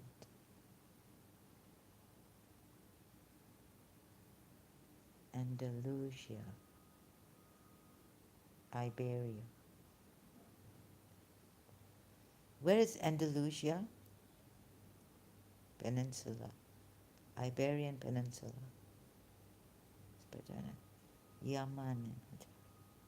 What's the Sawuf? Sufi, kinds of soul and body. Merger is two or more things that are combined. Wow, very key. Oh my God, Houston Euler. You must be a philosopher of some kind. Merger is. So, what's the common thing in all of us? How many souls one lives with? One lives with? How many souls one lives with? Kinds of soul and body. God made everything out of one soul. Great. So, not a philosopher, just know what words mean. Laughing out loud. He's very humble, Houston Euler is very humble. Should. What's should? That's Irani Farsi. Should. Can you understand Houston Euler, what the real reflection is saying? I've lost it. Acha, can you translate tasawwuf in English?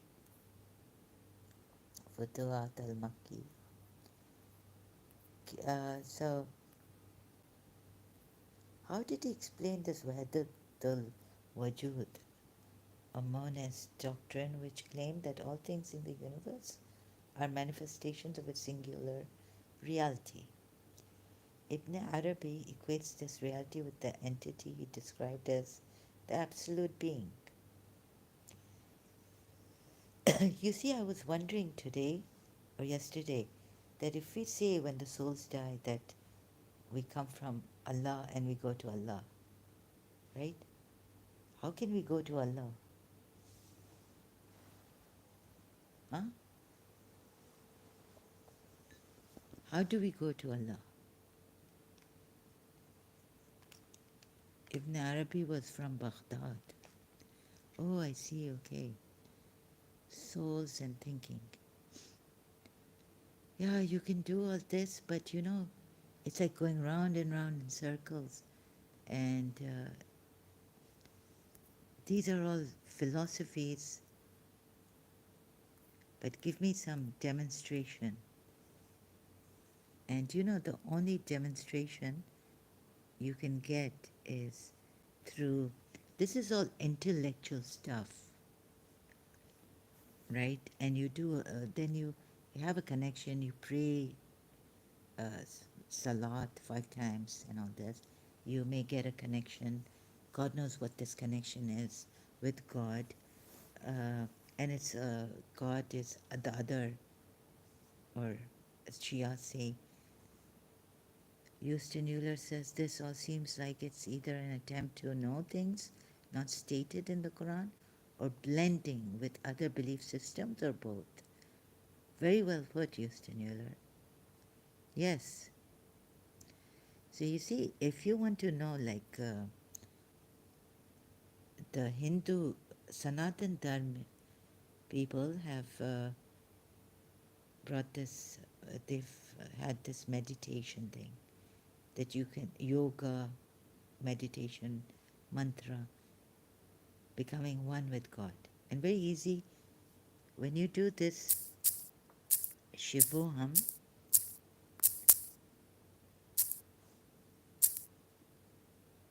meditation, what is what is Shiva? It can give you that within you, we can show you what is Shiva. Within you, you are Shiva. You are that. Otherwise, all these philosophies that even I could see, um, even like my Shia, what's his name, Mullah Sadra, it's like all intellectually explained. They can't get to that unless they say that you do prayers and do a lot of practice. Okay, you could get connection with God. What is reality, greater, major, you know, existentialism, essentialism, cosmo, this. So it's all like you're not sure. It's not. It's very intellectual and hard language to understand.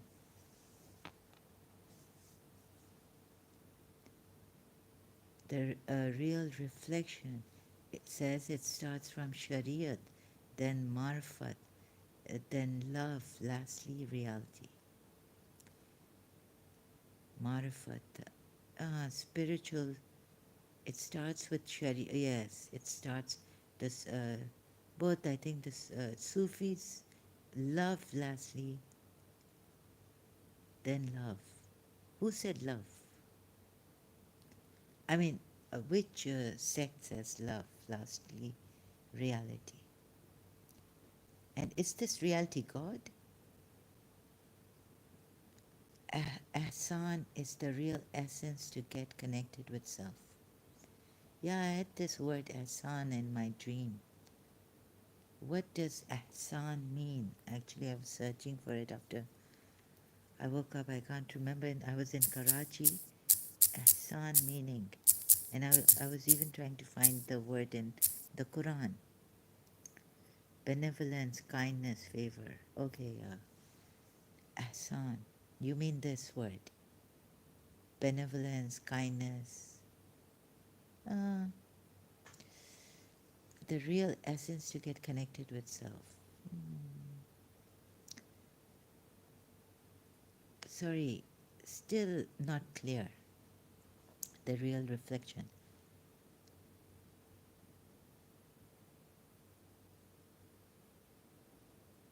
Doing a lot of rituals to achieve some kind of enlightenment. Sufis do whirling dervish, yoga and Hinduism, etc. The real reflection, that was Houston Euler. The real reflection says first one must know self. Who are you? Where from you have come, purpose of life, then by steps you get into journey. And who told you this? The first philosopher said, Greek philosopher, know thyself. So sorry, it doesn't only come from Islam.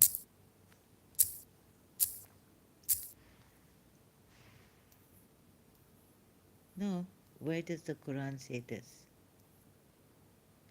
Oh, to love Allah, Prophet Muhammad and Jihad.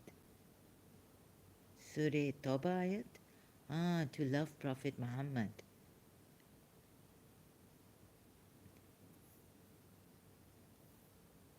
No, yes, you're right. The Quran ayat says, Surah Tawbah ayat says 24. You cannot see existence of love but feel it. There says, I'm not saying that you need to see it, but you need to also see it and feel it both through your inner eyes, your heart's eyes, your whole being.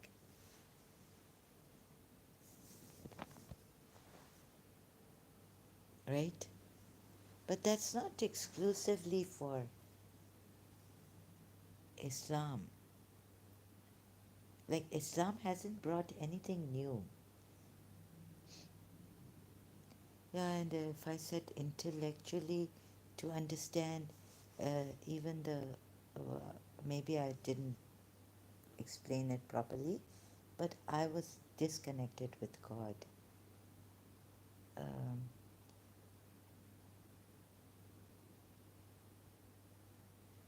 but seeing or feeling, one could also say that the seer,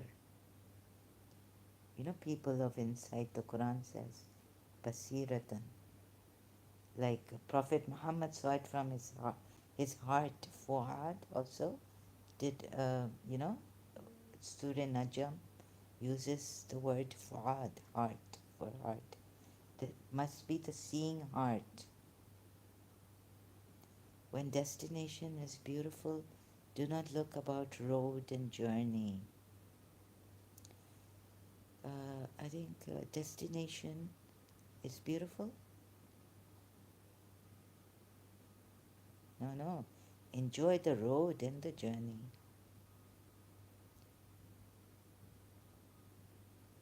Love doesn't see any destination.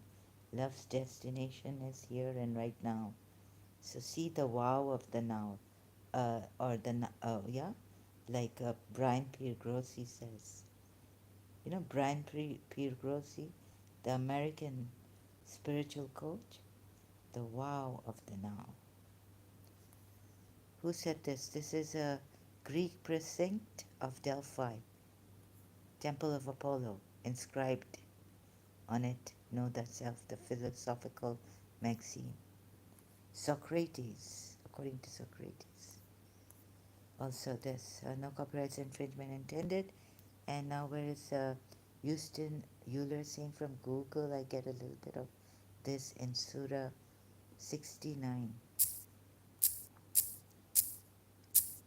Surah 69. The reality, which is the reality, etc. Okay, Surah 69. Yeah, Hakka, what is the reality? Let's see. The inevitable hour. No, some say, oh, what is this? I've got just one translation. The inevitable reality.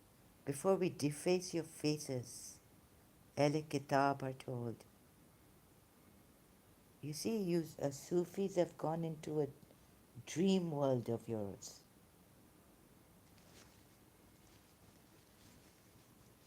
Please don't deceive others and yourself like you've deceived yourselves. Come on, dear, do not occupy your mind with what really is not your thirst. Excuse me? My thirst is the truth. My search is the truth. My quest is the truth. And you're not going to order me around and tell me what I should do or shouldn't do, or what you know what is best for me, like your prophet thought. Brother, there's no consistency. You have stolen Sufis. You know where you have stolen your Sufism from? Perhaps pagan Arabs. Right, you go and get acquainted with your existence. I'm a simple Muslim. How simple are you? First you say you're a proud Muslim Sufi. Now you're saying you're a simple Muslim. And what your God has said against the polytheists, the Jews, and the Christians, worst of creatures, insulting them, making them pigs, scaring them, that those who did this, the Jews, became pigs. And God knows what monkeys, what. Well, see how deep that statement sounds. But what does it actually mean?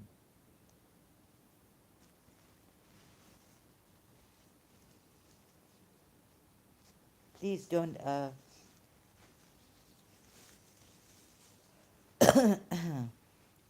So you are not an ISIS type or a Sunni type, huh? Are you Sunni? What do you say about Shias?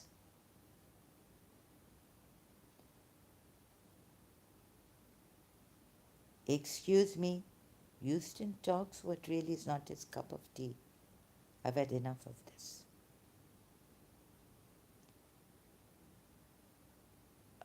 This guy is dodgy, the real reflection. You are a dubious Muslim. Houston, I'm much grateful to Houston, and you are just a thorn here, but we welcome you.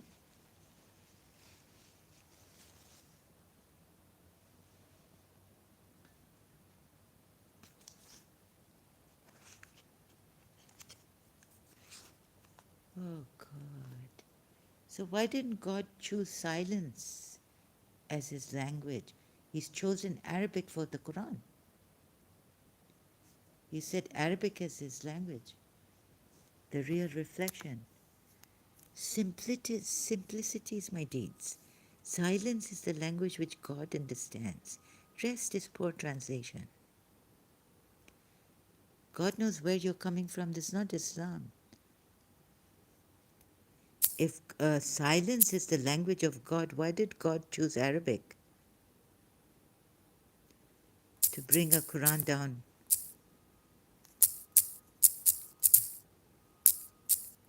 Please tell me. Stick to the Quran ayahs, please.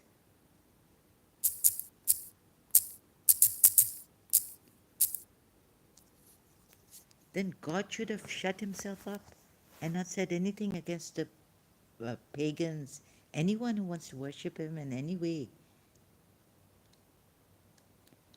Kept silent. Surah 10, ayat 15. And when our clear verses are recited, this is his language.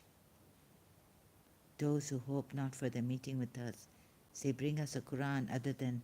No, where is this? Sorry, this is not the one. Bring up. I brought this down in Arabic. I love Shia because they love Ahlul Bayt.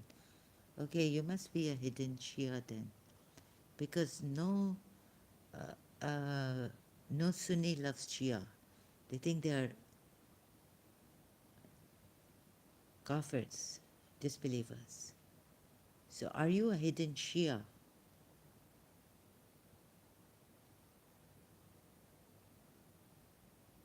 Who are the Ahlul Bayt for you?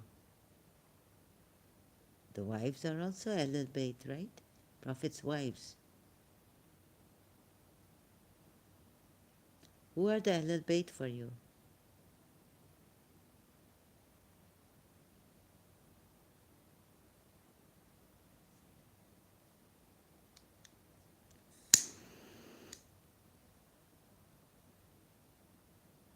Ah, you must be a Shia. Oh, please, did God say this? Ask your heart, silence will bring its own language. What is this going on? Allah says in the Quran that He recited it.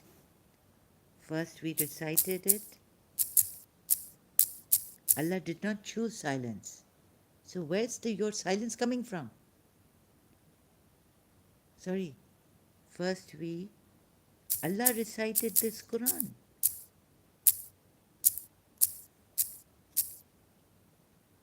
Meaning Allah and Gabriel recited it, Quran ayat. Please don't take from stealing. You're stealing.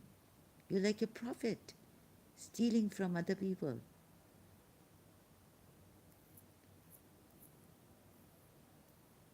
So when you recite, no, where's that ayat? Can't. I'm not Christian, Prince. I wish Chris. First we recited it, then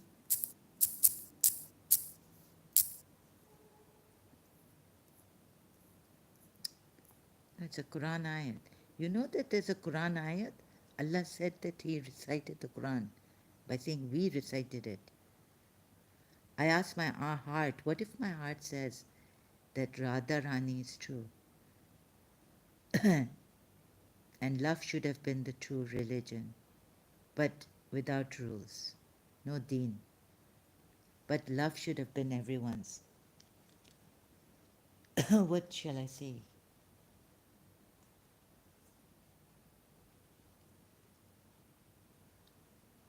But the translation is there also. It just, does the Quran say to read the essence and not what I've written, the rules and all this? To ignore everything, just read the essence. What about the fire burning Mawla Ali, Fatima, Hassan and Hussein? No. For the Sunnis, Ummul Mumineen are Ahlul Bayt too. Thoroughly purify you. Starts with the verse for the wives of the Prophet.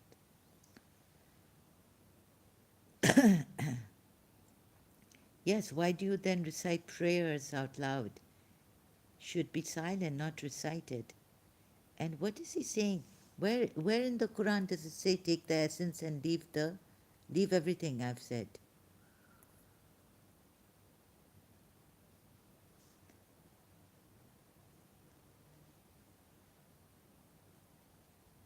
Huh? Why Ali, Fatima, Hassan, Hussein only? Why?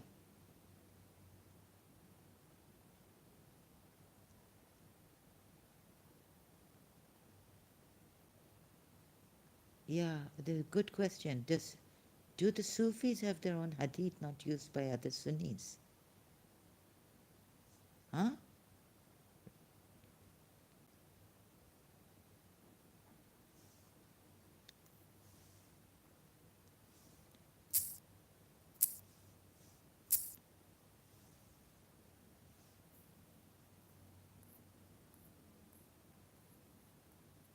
And when we have recited it to you, Allah says,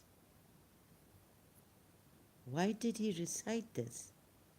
You mean to say leave the chunk of the Quran about fighting and all? The Sufis never fight.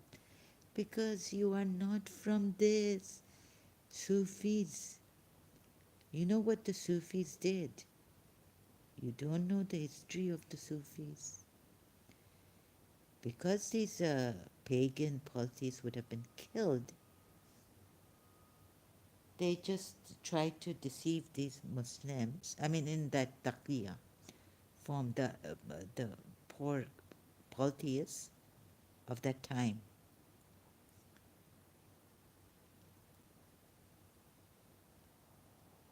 Because you are, sorry, brother, you are missing a lot on.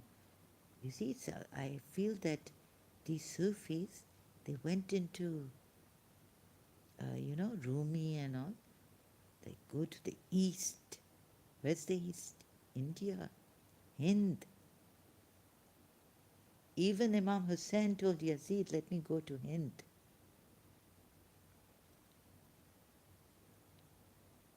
Don't kill me. I'm in Yazid's army.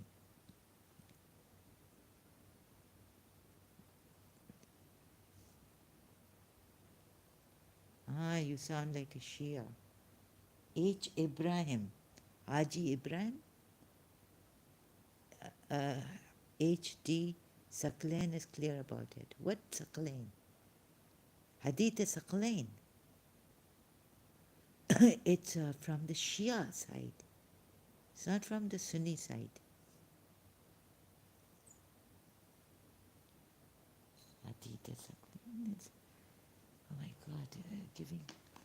Please, even the Shia say that the Sufis are deviants. 12 Shias.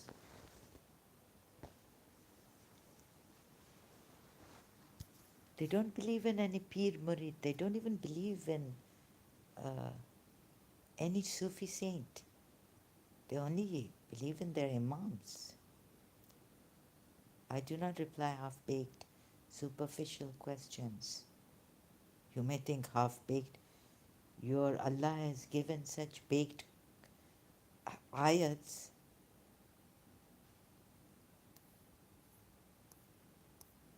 What do you say about Allah giving? So you see, he recites it.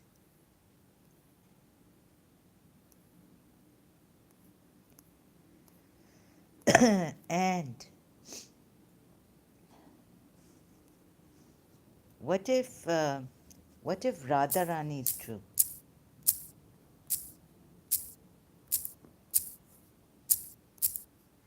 You see, here it makes sense, goddess. Your Fatima, she did not have periods and all this, but she was a huri. She was brought from, or Khadija gave her birth, right? With Muhammad. I mean, this makes more sense than your huri coming, being of Khadija with this Prophet Muhammad. Some of this sounds like a you. Houston Euler says some of this sounds like a modification of Plato philosophy, where the physical world is just a shadow of the true reality. Nobody can detect from their five senses. You are giving half-baked and superficial things here.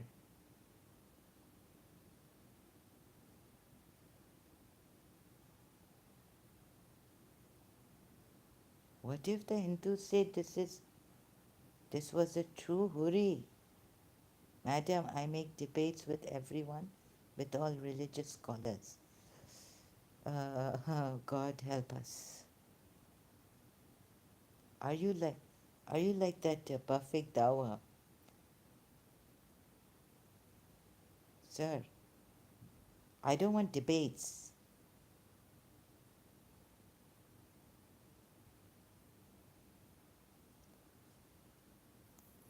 Consistency is lacking in your religion. You just want the spiritual part. Either go to Jesus Christ. Consistency is missing. Why are you ignoring those ayats? Why are they here? Why did God send them? Yes, I do. Sir, yes, Houston Euler, I know perfect Tawaf very well. Sir,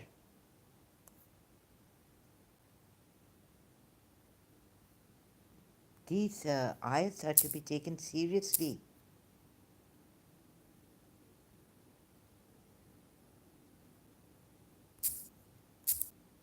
Surah Nur.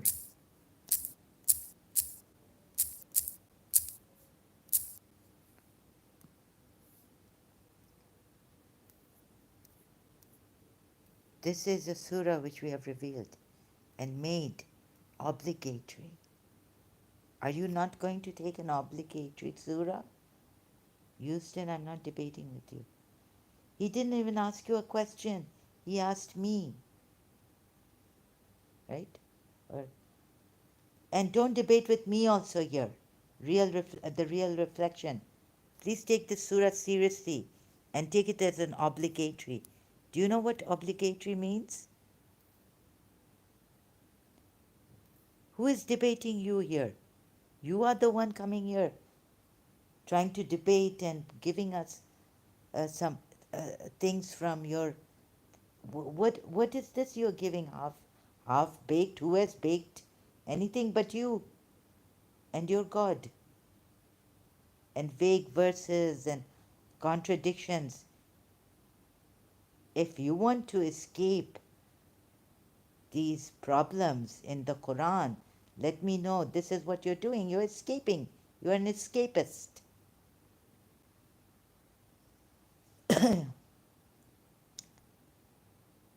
Did God tell you in the Quran to take the essence and leave everything else? God is telling you this is the obligatory fard. Huh? How are you going to? You're saying what is fard in? Now tell me what is fard. If I'm not welcome here, I leave. No, no. Before now you are scared to even answer, so you're going to escape. You see, you are escapist. You use every excuse to escape, and you're giving excuses. Answer. What is a fard?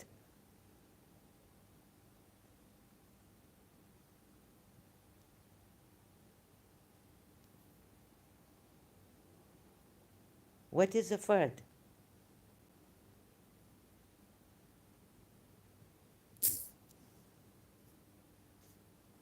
Now you want to escape this?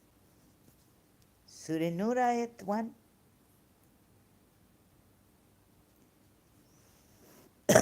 Look, it's not that difficult. Don't leave now. You see, you want to escape.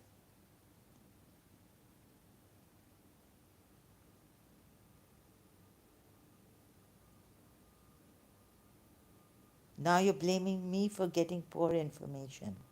You're blaming Houston Euler because he's helping me here. Now you're blaming me. I asked you a question. Stop blaming. Start answering the question. What is Fard in Surah Nur ayat 1? That way we can help you if you cooperate with us.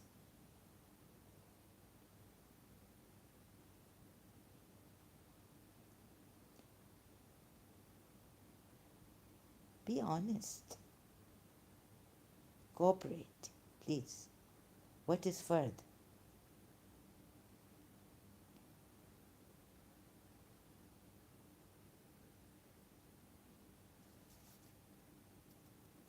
You need, please, brother, you need to come out of your escapism. Now you're blaming the other person. This is gaslighting. How honest you are baffles. I mean, this is terrible. It's irritating, aggravating, heartbreaking at times. You see how you have blamed Houston Euler.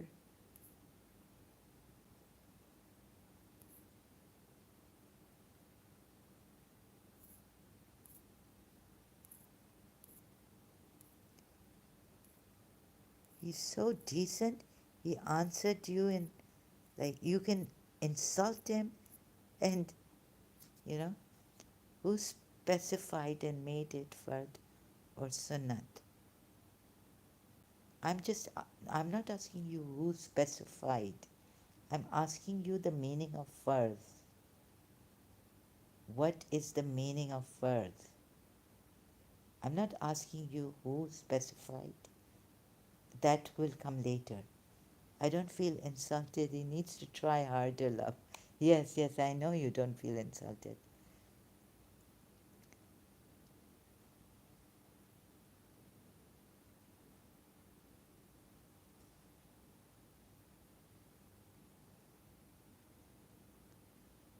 Of course not. This poor guy, he needs help. You think I'm honest? Okay, okay, okay, okay. How to help him come out of his delusions about Islam? I don't know, brother. You think you are honest, but an honest person would never blame the other person. And by the way, my poem I wrote in that kind existence blames no one but itself. It always looks to itself. Could I be wrong? The sure people are more like, blaming others. I'm so sure, I'm right, I'm honest. You're the one who is dishonest. You are the liars. You have poor information. Good says, for this obligatory prayer, precisely the 5 prayers are not from the Quran. They are created by Hadith. Good, Google. Sorry, good says? Yes, we all know that the 5 obligatory prayers are not in the Quran. How they should be, the method is not in the Quran. What verses of the Quran what should be recited. Reliance of the traveler creates a lot of rules for the obligatory prayers that aren't even defined in the Hadith either. Please, let's understand who made the distinction. What do you want us to understand? First of all, you came with the what distinction?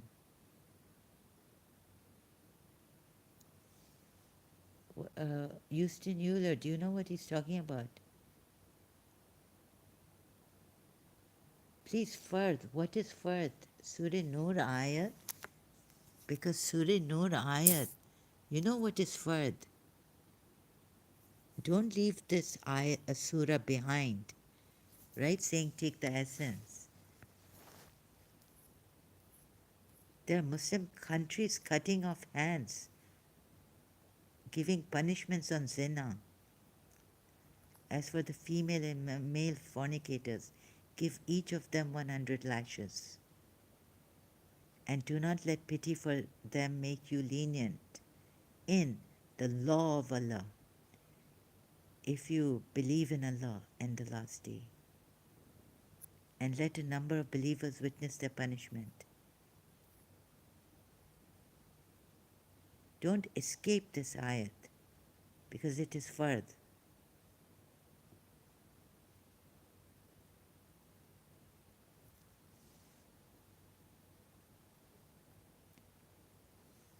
A male fornicator would only marry a female fornicator.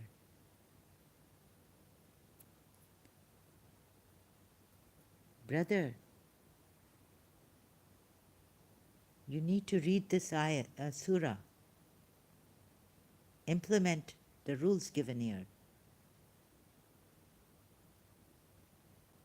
Those who accuse chaste women and fail to produce 4 witnesses, give them 80 lashes.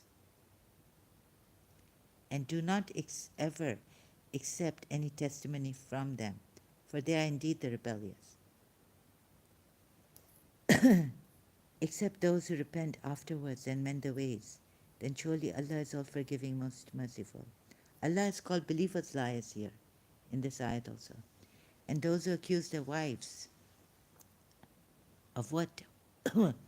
You see how vague, what is this? They have to put in quotation marks. And those who accuse their spouses as wajahum and not have, of what? For them witnesses, except, except themselves, then the testimony of one of them is four testimonies. So, do you like mutta? Do you approve of, do you approve of mutta? And in inheritance cases, what do you Muslims do? Come to reality. Reality bites. The reality, Quran ayats.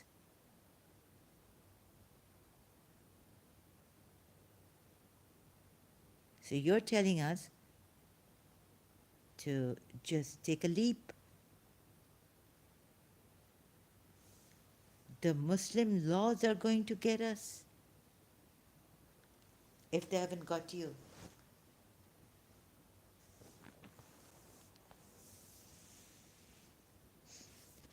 Who are you asking what are three prayers in Quran? What do you mean by prayers? Salat, salat. Right? You don't read 5 times prayers? Wudu, how you do wudu? You don't do fasting? You don't take fitra out in Ramadan? You don't give zakah or khums?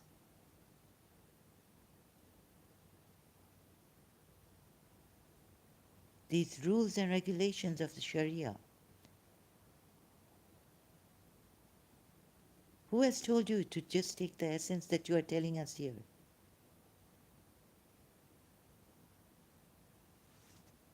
Please, stop kidding yourself and others. Can you explain names of 3 prayers mentioned in Quran, Houston? Please reply. First of all, you reply to me here. You didn't come to debate with the Houston. Tell me.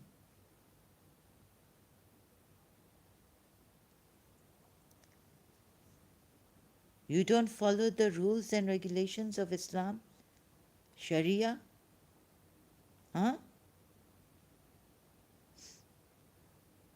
Please then first go and explain it to your Sunni majority Muslims that they should take the essence. God speaks to you in silence and not to go around reading this book. Don't come here. Go to those who have been taking these rules and applying them. Cutting off hands, thief, adultery.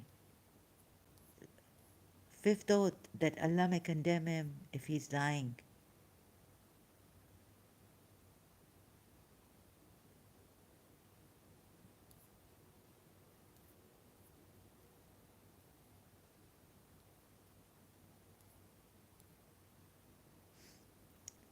You would have suffered had it not been for Allah's grace and mercy upon you. All these rules. For forced prostitution, also.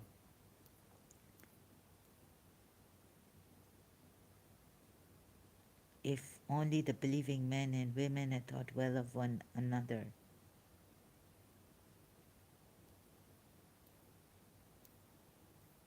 What does salat mean for you now? Huh? This is ajib. Then please first and foremost what you should do is educate the Muslims on your true, the essence of Islam. Because most of what you're saying here, Muslims don't know. Don't take it like that.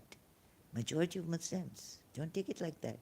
You seem to be in the minority, and it could be that, if you feel you are honest and you are true, you need to first go and tell the Muslims, why are you practicing a wrong Islam?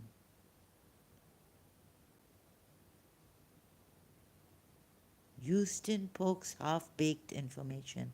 I think you're very jealous that Houston Euler is here to help me, and you are a distractor.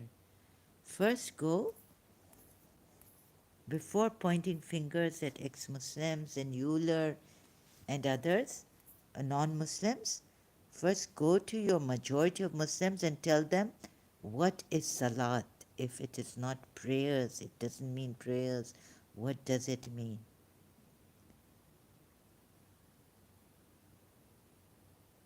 Houston Euler says, from what I see, the Shia do 5 ritual daily prayers, but can combine them to say them at 3 times instead of 5 times. What you see is true. That's what they do.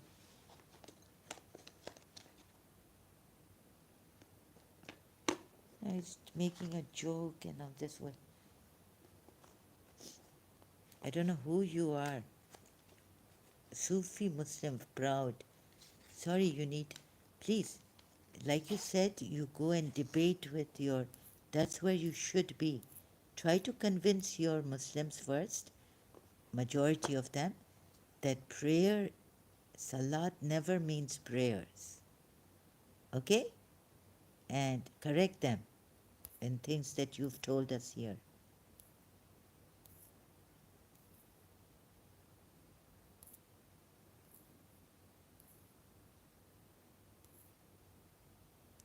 If silence is the language, no, sorry, no, not. Simplicity in my deeds, silence is the language which God understands. Rest is poor translation. Houston talks what really is not his cup of tea. I'm simple Muslim, need to acquaintances with my existence. Come on, dear, do not occupy your mind with what really is not your thirst. What is this? Quran is a book of references. Just get an idea. I'm a proud Muslim Sufi. Love has its own rules. First understand rules, then follow. What this? Come out of what prevents and scares you. You are a world within.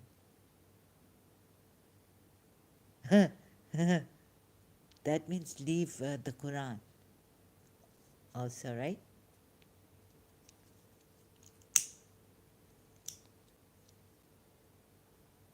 God scaring them, saying, before we obliterate your faces, God saying, we'll put you in the fire, we will burst, where intestines will burst if you don't believe, if you don't believe in this.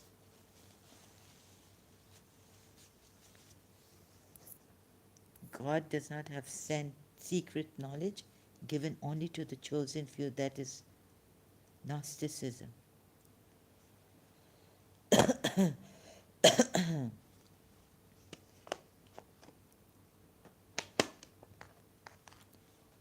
But why would he give secret knowledge? Sorry, Gnosticism, yes. No, he could say God talks in silence. God has Gnostic knowledge, secret knowledge. He only gives it to the chosen ones. Why not? But that's everything will fail against this truthful, so honest Muslim. I do not need to educate you. You have Google University. But you've come here to debate or do what? Tell us what?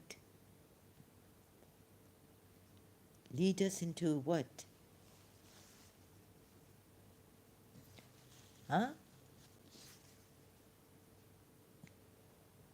Google search is there.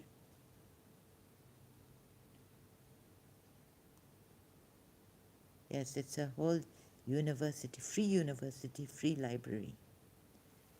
The reason for secret knowledge is to give advantage to those who dispense the secrets. But first, before going to the secrets,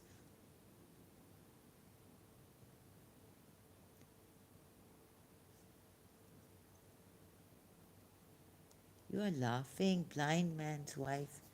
Are you, sorry, Muslim? No, but you too are ignorant. Huh? Muslims know the meaning of salat. Okay. Uh,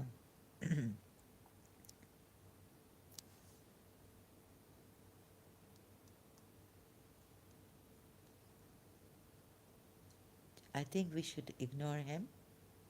And I need to go now. Thank you, Houston Euler, for being here. Thank you for your help. The reason for secret knowledge is to give advantage to those who dispense the secret. God wants to give advantage. Thank you, Houston. Uh, I think that even the ignorant need to be given knowledge. Confused souls. Okay, bye. Okay, Houston, bye. Thank you so much. I cannot thank you enough. I wish you the best. God bless you and your family members, your country, your people. I wish you a wonderful, beautiful life. Thank you so much. And the real reflection, I feel really sad for you. Uh, Before blaming others, please explain to your majority Muslims that what prayer means and all this, right? Houston Eula, I cannot say how grateful I am for your help. Thanks. I think I'll come in the evening mostly because I really need your help.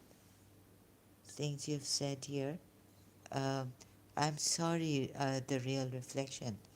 I have to go now and I feel very saddened. It's really disturbing for me when, I want to get people out of this. Good show. Thank you, Overflow. It must be really boring. I'm very slow.